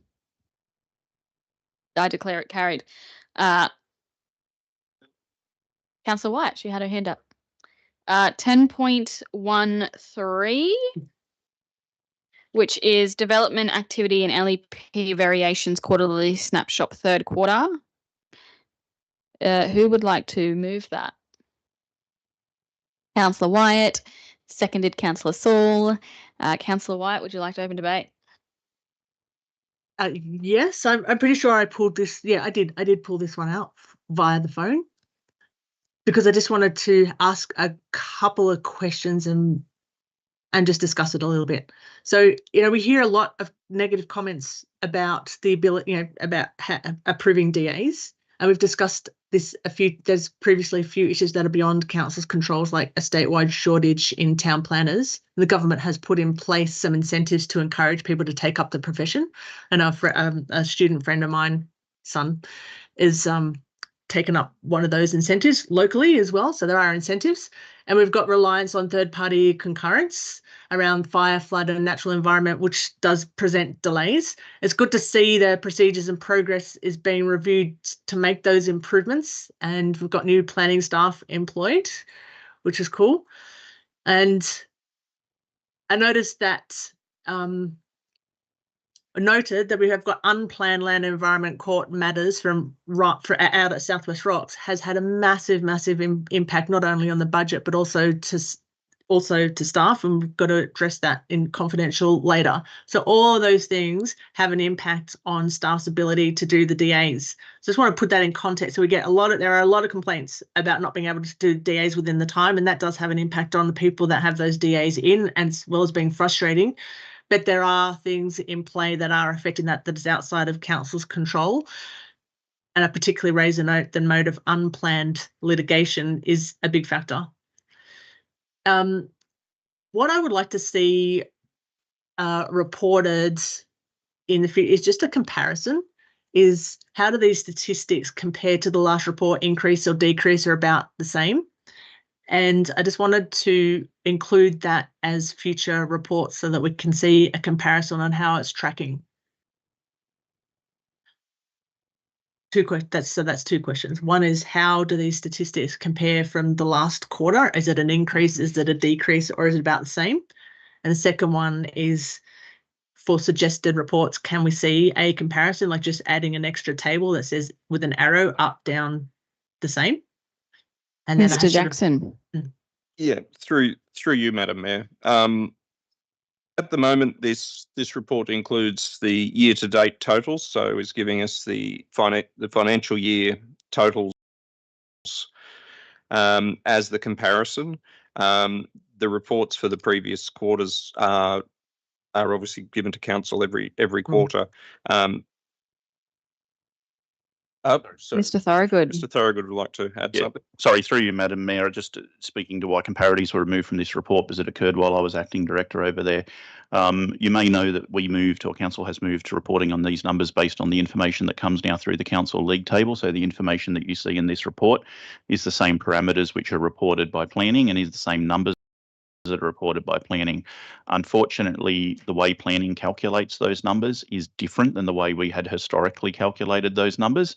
So there is no direct comparison between our historic reports and the numbers which are currently getting reported. So therefore, the comparatives from previous periods were removed from this report. Moving forward, we can leave the totals from this period on there and have comparatives moving into the future, so you'll have meaningful comparisons. Yeah, that's fine. Yeah, Do we have any? I do have another question, please. It might be relevant for the matter in confidential, but I'll just ask here. No, I won't. I will ask in the it's a confidential matter. That's very good, Councillor White. Councillor Pakes. Yeah, I just note that there's been a process change there in regards to accepting an application, and instead of waiting for the fees to be paid before the application progresses. Is there any risk associated to that in regards to applications being lodged and not actioned on, and council doing work to make application and then the application not processing any further? What risk is there to that? First question. And then the number of 84 new development applications being submitted for processing, was that for that January through March period? That's the 84, and that sort of represents a large number relative to the 145 year to date. Does that seem like a bit of a spike? Through you, Madam Mayor. In terms of the risk in undertaking initial assessment of the DAs, that is essentially an area where there's a second statistic that the minister has, which is around the actual time to accept development applications in the first instance, review them and actually say we'll take it or we won't. So putting time and effort into that first, that's set at 14 days. So putting time and effort into that is a risk, but it's very much on the way that the department calculates these things and where the fee is paid versus where the item is submitted. So if we were to wait for fees to be paid, we're pretty much chewed up. We may have chewed up our allocation to actually assess whether or not we're going to accept that this DA is of a standard that that should be accepted. In terms of the second part, so there is definitely a risk. but it is a risk that it's also a risk that we don't that we have to take in order to meet these benchmarks. Sorry, that answer's gone so long. The second part of the question was 84. Yes, 84 is definitely it's just a number of DAs. We get a large amount of DAs through. Sometimes they come in dribs and drabs, but yeah, 84 in a quarter. That's not considered unusual. Mr. Reeves. Through you, Madam Mayor, just to add a little bit more context with regards to the matters at play from my understanding of reviewing this report and talking with the team recently, is there's two factors at play that we've really had to take on board to try to meet the minister's expectations and get those numbers down. The one is obviously accepting those applications without the fees being paid because we're effectively on the clock. The second is a process in which we will reject an application if we cite that the information isn't sufficient. So the team will do an early review of an application, and in order to not get onto the clock, we will reject with significant feedback, which also does take time away, which the report indicates from assessing DAs that do have enough information. But the team, I think, to their credit, spends quite a bit of time in reviewing those and giving feedback as to what the applicant would need to include and do to have an application that could then be assessed. So there's a number of factors at play to try to, I suppose, meet these targets that have been set. Councillor Pakes. And further to that, do we have current resources now that are what we think is a good number, or are we aiming for more resources in this area? I note that you mentioned that we had a new person in a high position, which is absolutely welcomed, and yeah, great news. You have anything to add on that? Mr. Reeves. Through you, Madam Mayor. In terms of my observations of the team and how they're operating, my credit goes to the team. They're a very hardworking, dedicated team that are definitely getting through and improving. The numbers show that is improving. However, there are really key resources that we do need to seek to find. One in particular is development engineers. Development engineers are a specific form of engineer that is instrumental in reviewing larger developments, the infrastructure that's involved with those developments, and how they'll integrate with our broader network of assets and meet our specifications that we put forward. We definitely do need to seek more resources there. And I think, unfortunately, it's very hard to predict the workload in this space. As we talked about, we have workload coming in from court cases, and we can never really predict the complexity and number of applications that come in. So we're going to have to constantly review our workforce in this space. However, I think there are definitely a few key resources that we need to look at and scale up as we move forward. Councillor Pakes. Can I just put a comment on that? Am I allowed to put a comment, or it has to be a question? It can be a speech if you want. Oh, not a speech. I'd just like to. Are you going to speak for or against the motion? Because this can I'm speaking for particularly the staff in this area. I'd like to congratulations. I know that this was an election campaign issue about the numbers of how DAs were going, and it's definitely improved out of sight. So I would just like to pass on my absolute congratulations to the team and the good work that's happened there. So we appreciate it, as community members have come to me and said. So yeah, I pass on that congratulations. So it's a endorsement of this report. Thank you, Councillor Pakes. Do we have any more debate? Or Councillor White, would you like to close debate? Yes, thank you. I totally agree with Councillor Pakes. That's what I was going to say, but I'd also like to say a gratitude thanks to Director Reeves's team, particularly to Rita and Caro in the land environment court matters. That takes a lot of time, and takes a lot of energy, a lot of research to provide that information for council, and I'm very grateful. We're all grateful that you're doing that work on behalf of council, and acknowledge that it's very, very resource hungry. So thank you, and thanks for the report. Thank you. I'll now put the motion. Is there any dissent?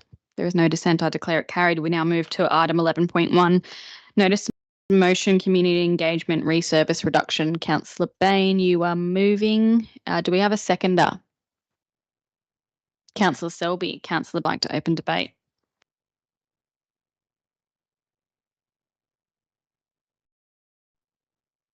And this is regards to community engagement, and we've covered off on a bit of this in previous discussion today. The idea of this would be to approach those community groups who have an interest and discuss it, developing a questionnaire specifically around what people have an appetite to lose if we don't have a rate rise. Okay, this came to me, and I put it up as a notice of motion. One, to allow speaker at the public forum, as that's how we can work through our code of meeting practice. We're not allowed people to speak on non-agenda items, and it was clearly discussed at the time that, you know, the opportunity is for councillors to put up a notice of motion. So I've put this notice of motion up. I think it's really, really useful for the community and those interested parties to understand what the impact will be of not having a rate rise. Okay, because there's, as I've said before, there's no magic pudding tree. We cannot maintain services as they are without raising the rates. You know, we approved a borrowing of $10 million today. You know, and if we look at some of the outgoing expenses, you know, that $10 million over 20 years is about what it costs us to run the Slim Dusty Centre. You know, we're losing about $500,000 a year on that. So over 20 years, there's your 10 million. But we haven't got any choice of that because we're contractually obliged to stay with it. So we've got to wear that decision of previous council and live with it. But what are people willing to cut? And the Micromax survey is very generic, and you know what you're satisfied with, what are your priorities, but not putting it on the hard line of saying what are you willing to give up. So on one hand, it's a way of listening to and hearing what community voice is saying.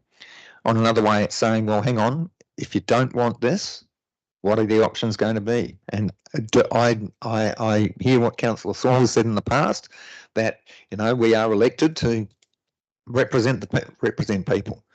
Do councillors feel absolutely confident that if they're not going to support a rate variation, what things are going to go? Do they feel that there is a community appetite for losing services, and which services are we going to cut? Is there an appetite for reducing spending on roads? I think not. However, it's got to be brought up. It's got to be brought up as an issue, because that is where our majority of our expense goes. You know, what are we going to cut? I mean, and I hear, you know, today's the $30 a month from each councillor isn't going to shift the dial. What we need is, if we're going to make cuts, we've got to find cuts that are going to shift the dial, and they've got to be cuts that the community can live with. So I think that this is a really good first step in developing a relationship with community and improving that engagement from the inform to the more of a collaborative process. So I thank you for considering this. Thank you, Councillor Bain. Do we have any questions on this notice of motion? Councillor Wyatt. Yes, please. I have a question. Is possibly through to General Manager. What do you anticipate the dollar cost and the staff resourcing time cost to deliver this? Mr. Jackson. Through you, Madam Mayor, we don't have a particular cost estimate established at the moment.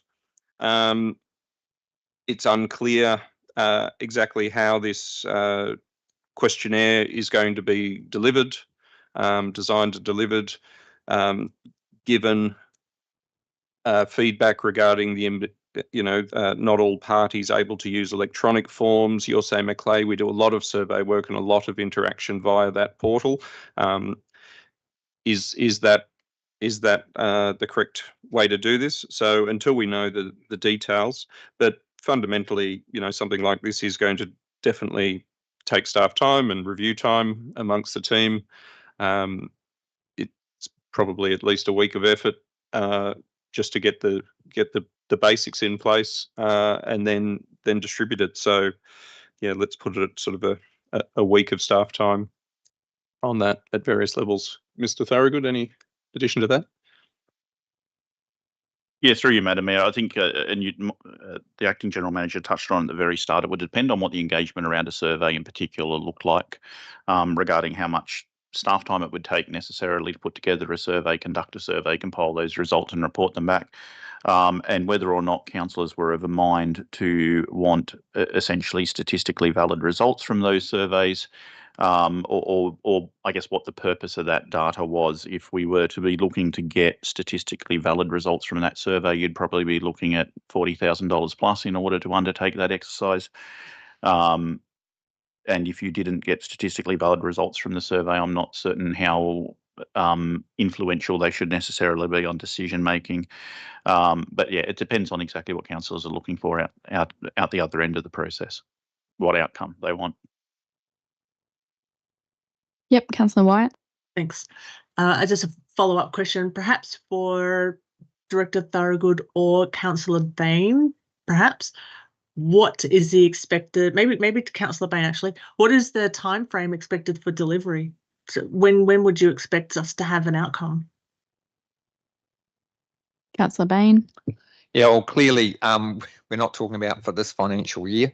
What it would be is there is like what we've got 13 months, or maybe if we're realistic, 10 months before we've got to make decisions around what the operational plan is going to look like in 26, 27. So sorry, 25, 26. Or is it 26, 27? Oh, so we've got heaps of time to do. To put something into place. The feedback that I've been getting is that the way that questions are framed is really, really important. And I think, yeah, so time frame, we're probably looking at 6 months to get it developed. And then depending on whether it could go out with rates notices, for example, and then people can do an online survey or they can do a paper survey. I don't know what I don't know what it might look like, but I think the beginning of the step is having a meeting with community groups who put in an expression of interest, and that's the first step. And using the outcome of the meeting to draft a questionnaire, it's just a beginning point to see what people have an appetite for.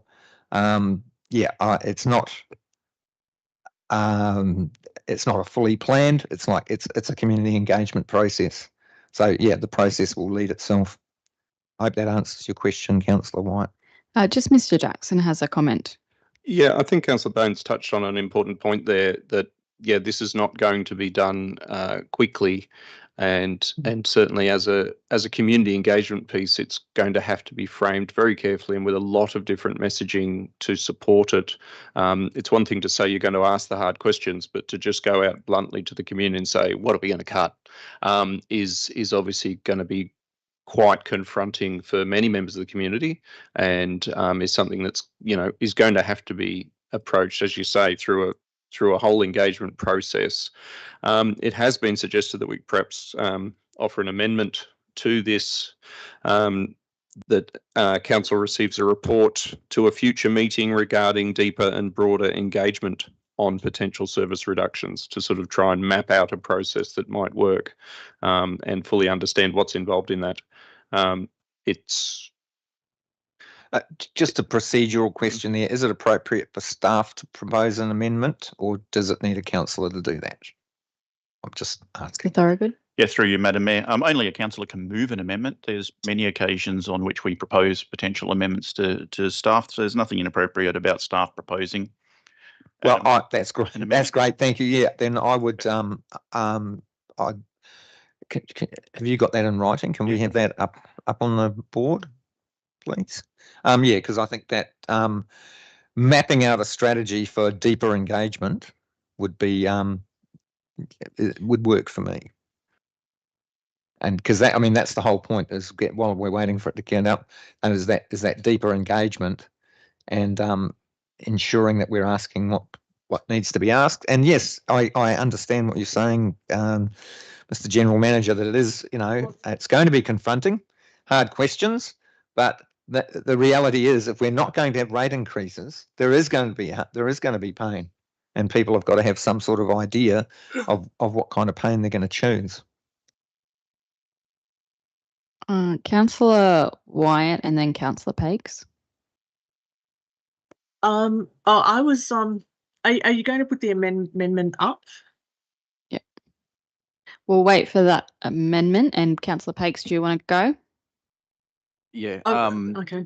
Because I was going to have something to say, because I was going to dissent and now I'm sitting on the fence. So I just need to see what that amendment is, and I will have my 5 minutes of why I am either dissenting or sitting on the fence when it's procedurally right to do so.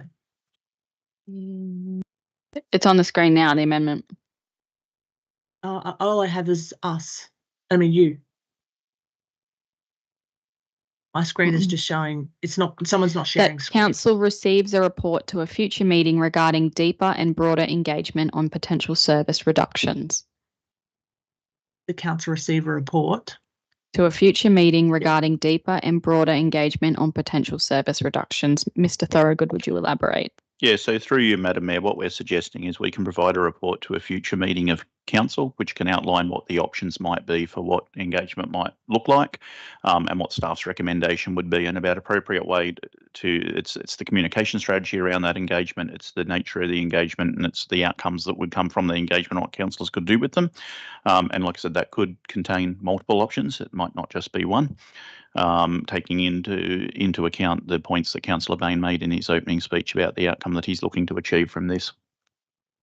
Councillors would then vote on what they do with that information, whether they proceed or not, and which option they might take.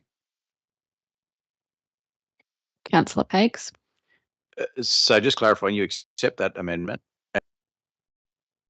Yeah. So I was going to speak to the original motion regarding its potential for the community through engagement to offer what the Revenue Review Task Forces were set up for, is to, look at efficiencies, look at growth, look at things that might, through a different set of eyes, not the ELT, not the senior management team, not the councillors, but a different set of eyes. And we haven't actually seen what the different set of eyes through the revenue review professionals have given, because they haven't had an opportunity to. So now we're throwing it out to the whole community. I think that the potential for this could be wide-ranging. However, it's got to be given an opportunity to do it. And if we throw it into a future meeting further down the track, further beyond this, even the next financial or next OP, it's like the Revenue Review Task Force, for into the never again. Why? Councillor Pakes, the original motion was for a future financial year in any case, and we could put a time. There's no time on this, if that makes you more comfortable. Would staff advise on a time that would be appropriate? Stop it.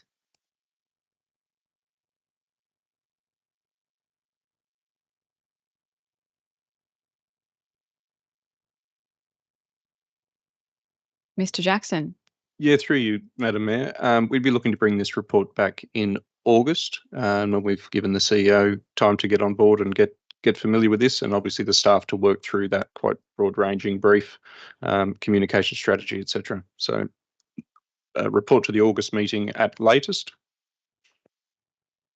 Councillor Bain, do you accept that as an amendment? Yep, that works for me. And if I may speak to that amendment. Yes, you may. Yep, I think that's a really August is a really good amount of timing, because it gives the Revenue and Review Task Force an idea to put some things on the table, and then those things can go out potentially can go out for that deeper and broader engagement. But definitely seeing the revenue, it's not replacing what the Revenue and Review Task Force are doing. It's what do you call it? Complementing it. complementing with an E. Councillor Coburn. Through you, Madam Mayor.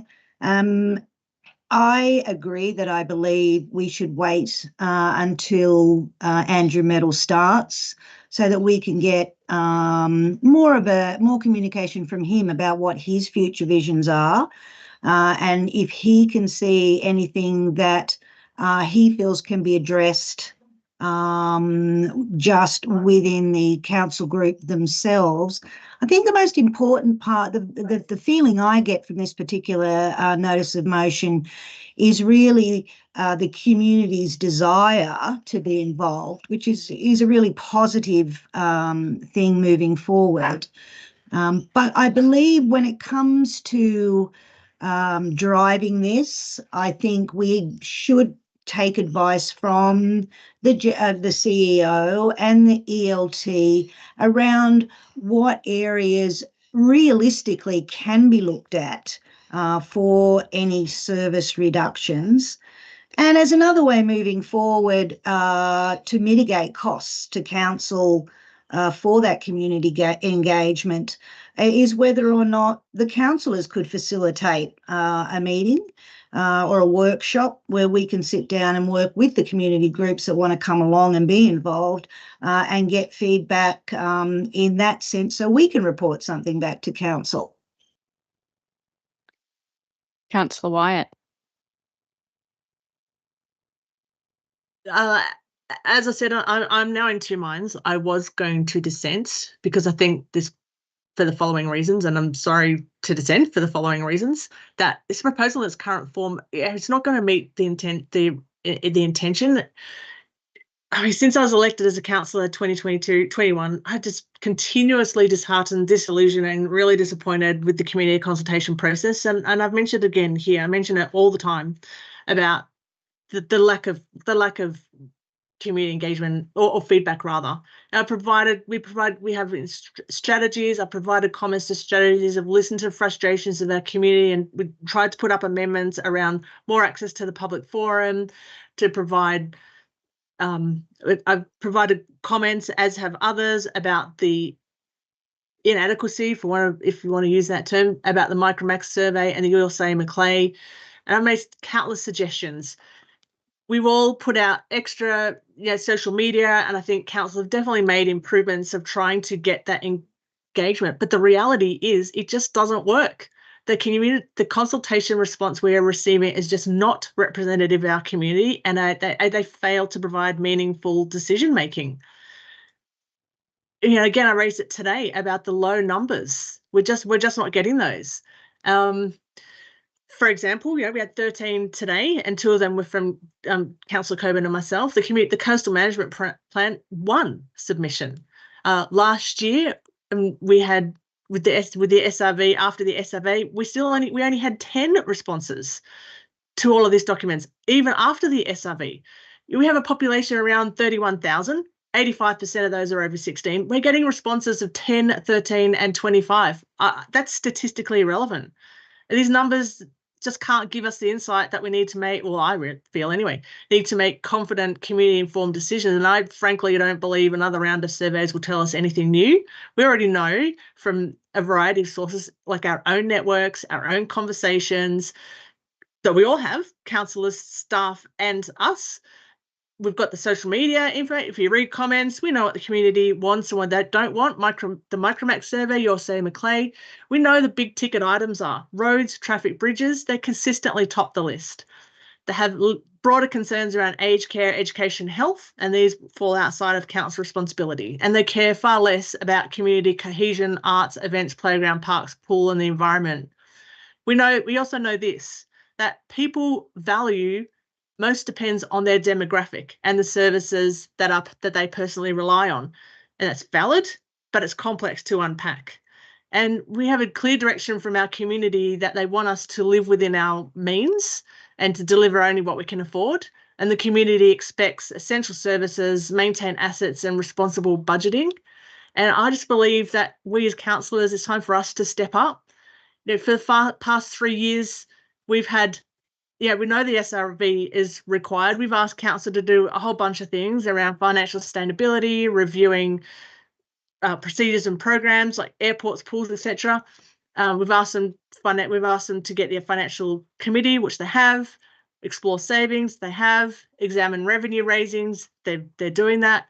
And as a council that has consistently opposed the SRV, as councillors, this has been made clear to me by former general manager and also in the legislation, if we disagree with staff recommendations, then it's up to us, and as I said, especially me, because I have dissented, to give clear direction.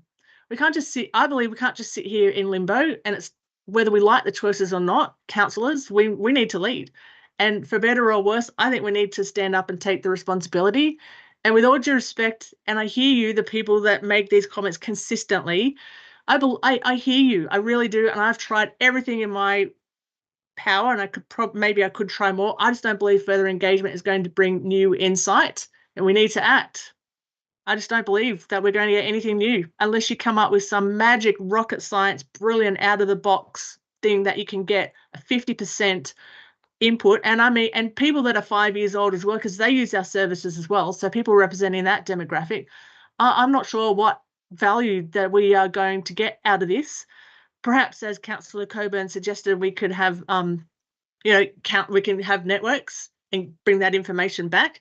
The other thing is council has I'm assuming has a database of people that consistently reply to our comments and our submissions. Email them direct, because I frankly don't see that they are going to get anything new and any more than 25, 10, 13 people that are already engaged and consistently reply. So I'm sorry, I can't support the notice of motion that is in its current form.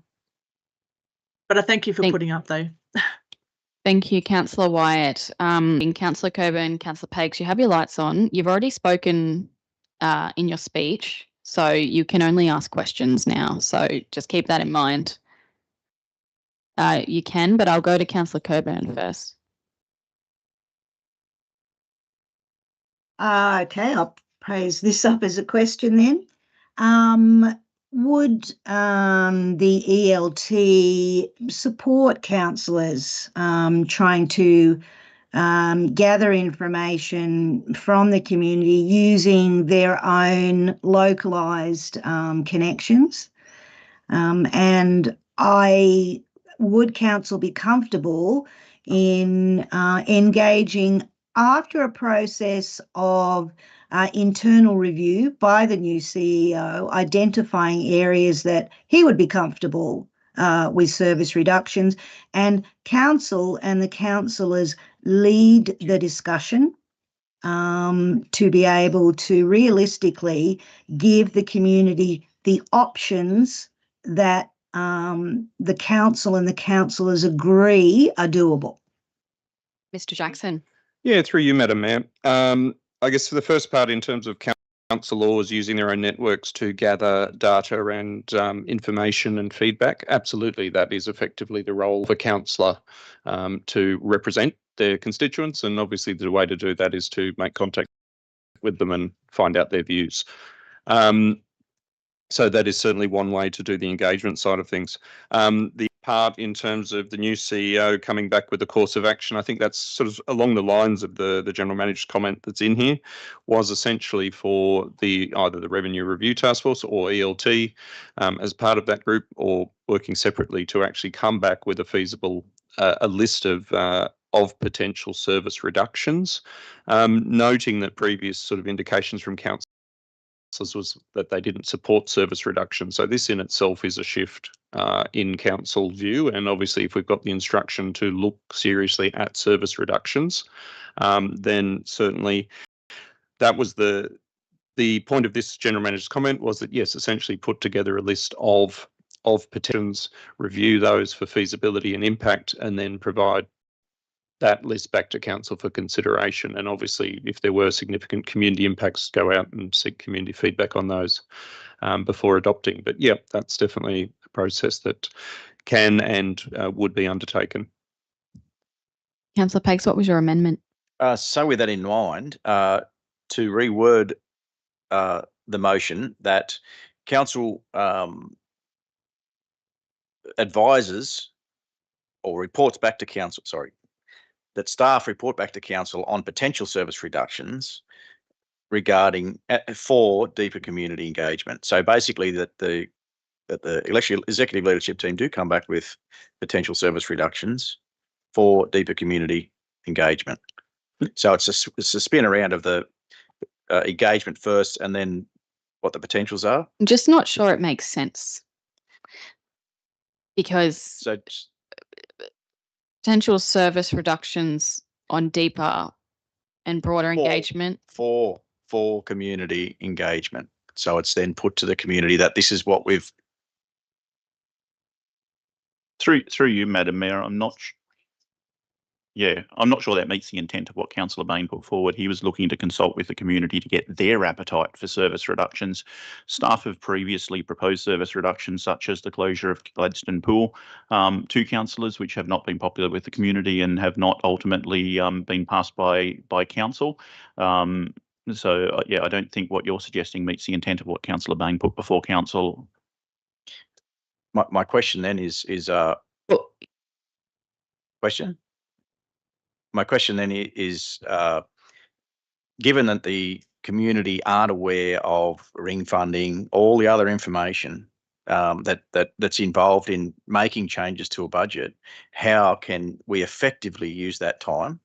So therefore, I go back to the amendment to say that council delivers a list of potential service reductions at the August meeting, so as the councillors can make a decision to actually put that to the community or not. Because have we been given there's a question, have we been given a list of potential service reductions, a comprehensive list of potential service reductions for the proposed operational plan for next year?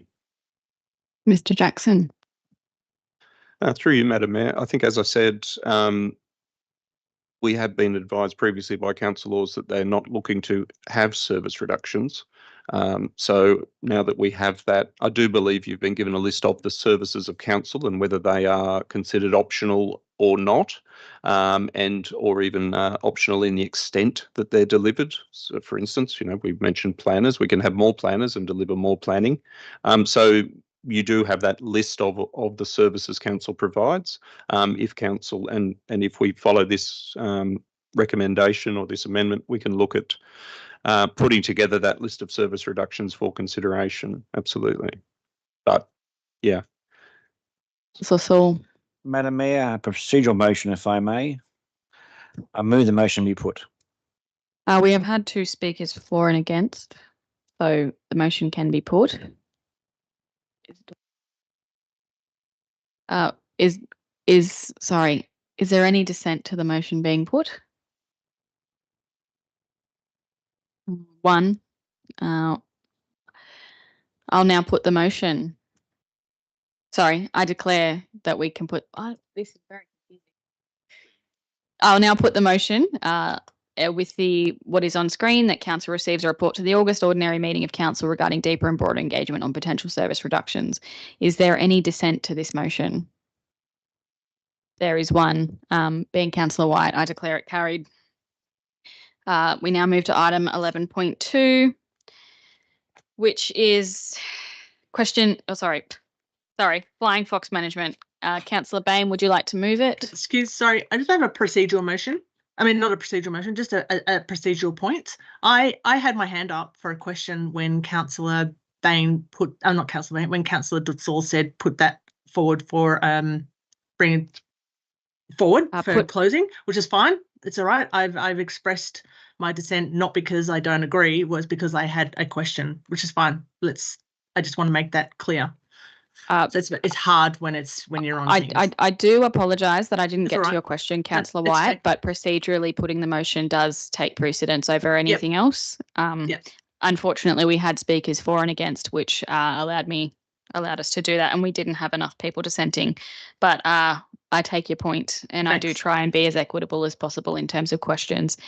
Councillor Bain, mover. Do we have a seconder? Councillor Selby. Councillor Bain, would you like to open debate? Yeah, Madam Mayor. Yep. The as Mr. Hodgson pointed out in his public forum, presentation last evening. The Flying Foxes first turned up in December 2019. He wasn't sure why. I can tell you why, because the whole place was burnt. And the only areas that were unburnt was Bellbrook, basically. And I know that some people said to me, gee, you guys looked at the map and said you guys were lucky. It wasn't luck, it was hard work. And but it did make it very attractive for the Flying Foxes to come and get set up there. They did move on at one stage and then came back. I think we can see reading the report that there are these massive impacts on the community, and they're feeling abandoned and alone and distressed.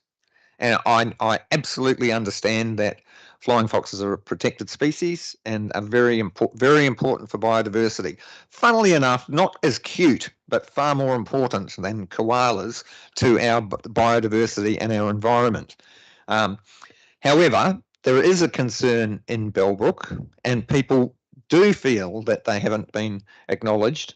So it's simply asking an information and community engagement meeting to discuss the concerns and options for managing the camp and living with the camp. Now, we have a flying fox management program at East Kempsey, across the river at Rudder Park, I believe. So maybe just some information about how that operates and how much it costs. I'm not saying that we're going to run a similar program, just discussing some options, one meeting. The other thing I note is on yesterday lunchtime, the Biodiversity Australia made a contact to Kempsey Shire Council and CC'd in myself and Madam Mayor that they would welcome the opportunity to have a short meeting, and I believe that'd be a really good idea prior to this, because they might have some information that's helpful for us. Mr. Hodgson has done extensive investigation, and he's done a huge amount of work, but he feels like he's in just shouting it to an empty stage. And again, I put this notice of motion in order for him to have the option to come and speak. I watered it down quite a lot from what he originally wanted, and just saying the first step would be to have a community meeting, have a talk to people so they can understand what are all the factors that impact on managing a flying fox colony. I don't think it's a huge ask, and I would appreciate support from my colleagues. Thank you. Thank you, Councillor Bain. I need a procedural motion that we continue the meeting past 1 p.m. Councillor Bain, seconded Councillor Saul. Is there any dissent? There is no dissent. I declare it carried. I'll just throw to Mr. Reeves now for a response on this notice of motion. Through you, Madam Mayor, just making comments, or I suppose just a general response to your comments, Councillor Bain. With regards to having a meeting and facilitating a meeting with the residents of Bellbrook, listening to the speaker last night at the public forum sounds like a very reasonable request to have a discussion with community. In terms of your comments around the management of bats over at Rudder Park, that is quite a process. In terms of relocating bats, it's not something that we can guarantee any form of success. We can invest quite a large amount of money into coming up with what's called a camp management plan and trying to do measures basically to entice the bats away from the site that they have chosen and selected to be their camp. However, we could make something as enticing as we possibly could with no guarantees of movement. The process that was followed over at Rudder Park, and I by no means claim to be an expert in this, but the process is to basically establish a camp management plan, which obviously will investigate, what the camp consists of and why and perhaps where they've chosen their favourite location to set up, and what measures could be put in place to try to entice them away. I'm told that this was about a $60,000 process to put in place when it was undertaken. And we currently have no funding allocated to doing a similar process for Bellbrook. However, as you said, commencing with a meeting with, concerned community members and explaining the process to them is fair and reasonable, and we can see where that leads. Thank you, Mr. Reeves. Councillor Pakes. Just a question to the director in this regard. It is our responsibility, it's council's responsibility to maintain or to address these issues because they geographically fall in our area, or do they fall? Is it only our responsibility or someone else's? Mr. Reeves. Through you, Madam Mayor, that's a fantastic question that I probably don't have a complete answer for. We won't attempt to control them on private lands or lands that don't fall under our control. However, where they are, I suppose, established and set up on council land, similar to what they did over at Rudder Park and similar to what they're doing at Bellbrook, we took the, I suppose, amount of community concern and took action to try to entice them away. They are protected, as we've discussed. We cannot manage them as in any form of removal or control similar to a pest species. By no means can we do anything like that. And we wouldn't attempt to control it on private land or land that's not ours, as I said. In terms of our legislated responsibility, I don't have a clear answer for you. I'm sorry. Councillor Lawrence. I just had a proposed amendment, if I could do that. Yep. Just to What's add your amendment? something. Just around the post meeting, like an action plan, so that council reporter summarising like the feedback and expert advice around and feasible options, I guess, after they meet with the community. There's nothing in there to say. Mr. Reeves, do we have advice on that? The other major stakeholder, National Parks and Wildlife Services, you can apply for a relocation permit under the National Parks and Wildlife Act. But if you're looking for someone else to engage, it'd be National Parks and Wildlife Services. Through you, Madam Mayor, in terms of going to the question at hand in regards to reporting back, I assume to council, was that the question? I would assume back to council, yes.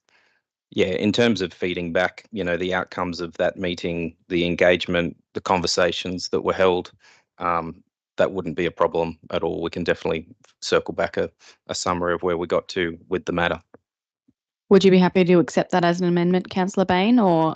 Yeah, I'd be happy. So that would just be an addition at the end and report back to the something count. Yeah, a future council. Maybe a time frame again. What kind of time frame might be realistic? Mr. Reeves. Through you, Madam Mayor, like everything with council, we do have full allocated workloads.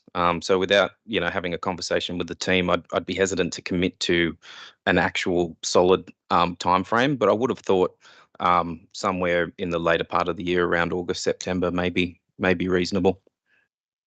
Yep. So and report back to the September meeting. Report the results back to the September meeting of council. Through you, Madam Mayor, I think that would be reasonable. Thank you, Mr. We can make it Reeves. October if you like, if you want to give yourself a bit more flexibility. By October. Thank you. Loved working with this team. It's just great. Councillor Pakes. Yeah, just another question to the lessons learned from Rudder Park. Did the majority of works involved over there involve vegetation management? Was that the majority of the works that the majority of the vegetation was removed down to the water's edge, or? Mr. Reeves. Yeah, so through you, Madam Mayor, the camp management plan, if you're asking specifically around Rudder Park, I believe vegetation management was a key part of that camp management plan, but it'll be case by case depending on the camp and what the reasons that they've selected that location to live in. And yeah, we can't interfere with them actively roosting. We cannot have any detrimental impact on them whilst they're within that area. So we do need to be very careful in how we plan and execute the camp management plan. Councillor Wyatt. Hi. I've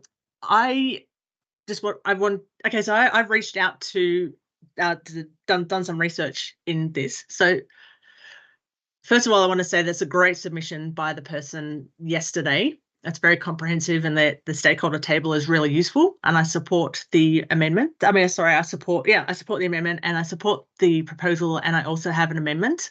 As you said, flying foxes are protected. They're a Schedule 1 species under the Threatened Species Act, the Biodiversity Conservation Act, and as such, you need a Threatened Species Impact Licence under that Act, not National Parks and Wildlife Act, or you comply with the 2018 Code of Practice for implementing management actions. So the flying fox camp management policy applies to all the roosts, regardless of whether there's a management plan in place. And it allows for low to moderate risk activities, which are level 1 actions around to be implemented where there is no management plan. So my amendment to the proposal would be to add consideration for those level 1 actions, and that's in the Code of Practice as well as the policy. I've also asked specifically, how does council address the Bellbrook issue? So the question that I asked to them was, I have a question from Bellbrook community in Kempsey LGA, where the roosting site is near a park and a playground, and in the community, it's a known site but doesn't have a camp management plan. What are their options? And this was the reply. Council can still manage the roost without a management plan, but the recommendation is the roost needs a management plan in place in the future. For most options, under the policy where there is no plan, you would need a threatened species impact licence, and a management plan helps streamline that process, but you can implement those level 1 actions. So my amendment is to the first one there is to you do that education process, and then part B of that is while you're doing that education process is that you investigate any level 1 management actions that can be done at that point. And the second amendment is to, I think I read in the OP or DP, one of those, is some information around the Rudder Street Flying Fox Management Program. So the advice back from DQ was more local governments are now preparing flying fox management plans for their entire shire. So council can, if you're reviewing that plan, amend it and add management recommendations for all of the sites or all of the shire, because flying foxes move around. So that'd be my recommendation, is number 1 is to include in the first point there is, while you're doing that investigation, is investigate those level 1 management actions, which you can do without a licence. And number 2 is amend the Rudder Street Flying Fox Management Plan to change that to Kempsey Shire Flying Fox Management Plan that lists out all potential options, so that in the future you can undertake those level 1 and 2 and perhaps 3 with a licence management actions. Mr. Reeves. Through you, Madam Mayor, being careful certainly not to enter into any debate, but just my feedback and thoughts on those following points beyond the education program is that we currently don't have any resources allocated to this, both in terms of staff and in terms of funding. Not saying that those concepts are, that I think that there are good ideas and good concepts, but I think perhaps, our best course of action would be to undertake the meeting and program and report back on, what could potentially be done as a result of that engagement with what might be needed from a resource and funding perspective if council was willing to undertake it. Just procedurally, Arthur, you either accept her amendment or Alex, your amendment would need a seconder and we'd need to vote on it. My preference would be not to accept the amendment, to just keep it as simple as possible, and potentially add in facilitates an information community engagement meeting to discuss concerns, outline options for managing flying fox camp, including level 1 management actions and the impacts on residents. So just putting that, investigate level 1 management actions after outline options for managing the camp. Does that make sense? Including. So procedural. But not the third one. The Rudder Park, the whole Shire-wide management plan, to me, confuses the issue somewhat. Yep. It's better to keep it simple. So procedurally, Alex, your amendment would need a seconder. Sorry, Councillor White. Hang on, just got to read what it is.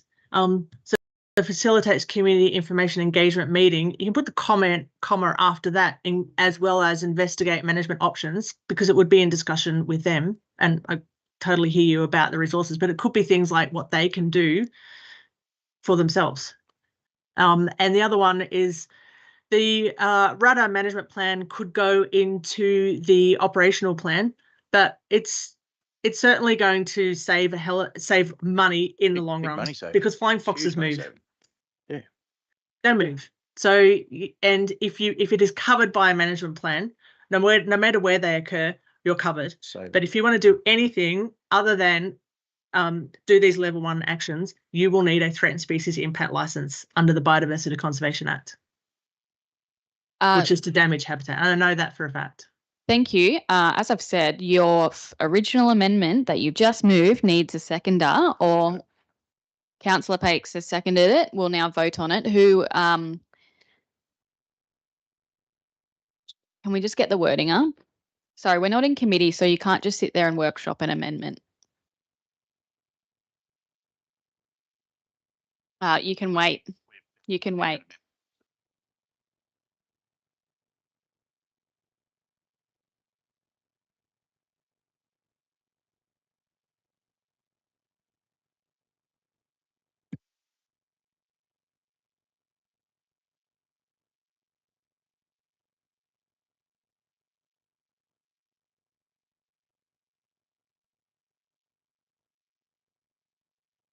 So, councillors, we have the amendment before us. We will vote on the amendment. If the amendment doesn't get up, we will go back to the original motion.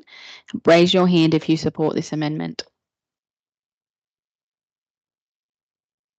The amendment is lost. Yes, the amendment is lost. So we go back to the original motion. Councillor Bain, do you have a proposed amendment? Yeah, if we go back to that, what was on the screen just before, that we include outline options for managing flying fox camp, including level 1 actions, or level 1 management actions, but without the consideration of amending a Shire-wide management plan. I think that's just, we want to just keep it simple, get the first step done. That could be a future an outcome of the meeting.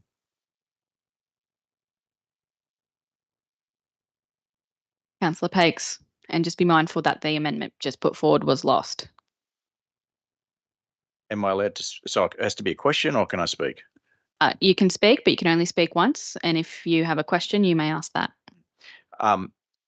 So what financial saving would there be by considering the amendment of the Rudder Park to the Shire-wide management? Would that be a financial saving because you already have a management action plan in place, and all you're doing is broadening the scope of it instead of having to do a new action plan? Would that be a saving?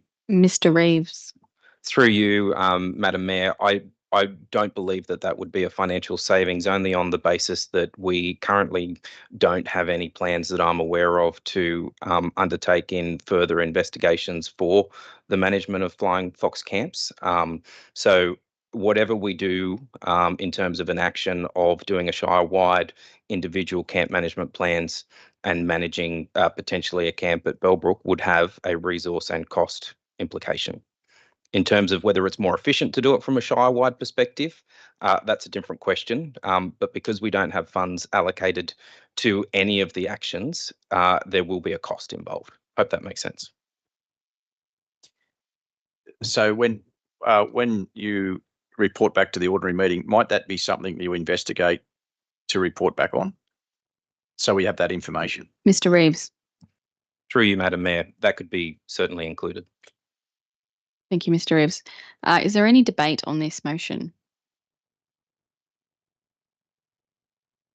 It's a motion.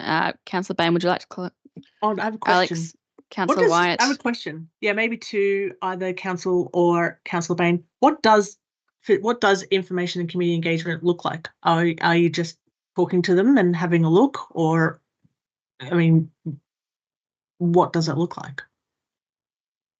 Mr. Because Reeves. we know their concerns. They want us to do something. Through you, Madam Mayor, just answering this on behalf of Councillor Wyatt. I believe, and what I took from the presentation from the public forum was that a community meeting at the Bellbrook Park was wanted. That's what I took away, and that was what I would intend to undertake. Thank you, Mr. Reeves. Councillor Lawrence. Thanks, Madam Mayor. I just wanted to ask a question around who will be invited to attend the community meeting. Like, is there specific people around state or federal that would attend to support? Like, yeah. Or who else would be attend? Like councillors and stuff as well. Welcome to attend. Mr. Reeves. Through you, Madam Mayor, in terms of agencies involved, I'd need to seek some advice from the staff in terms of the key agencies that we'd need to invite along, but that could certainly be included. And in terms of councillor representation, I don't see that being a concern at all. Thank you, Mr. Reeves. Just a follow up, sorry, around that. So will that involve like health when it comes, because I know there was the speaker last night mentioned around health concerns with people in the area. Like, will there be someone there to answer any questions around that? Mr. Reeves. Through you, Madam Mayor, I'd have to take that on notice in terms of exactly the representatives that would be there at the meeting. But we do have some, I'm sure we do have a list of key stakeholders that we engaged with from the Rudder Park exercise. So, yeah, we can take a look at that and make sure that the same representatives are invited. Councillor Bain, would you like to close debate? Yes, thank you, Madam Mayor, and I thank you, Mr. Reeves.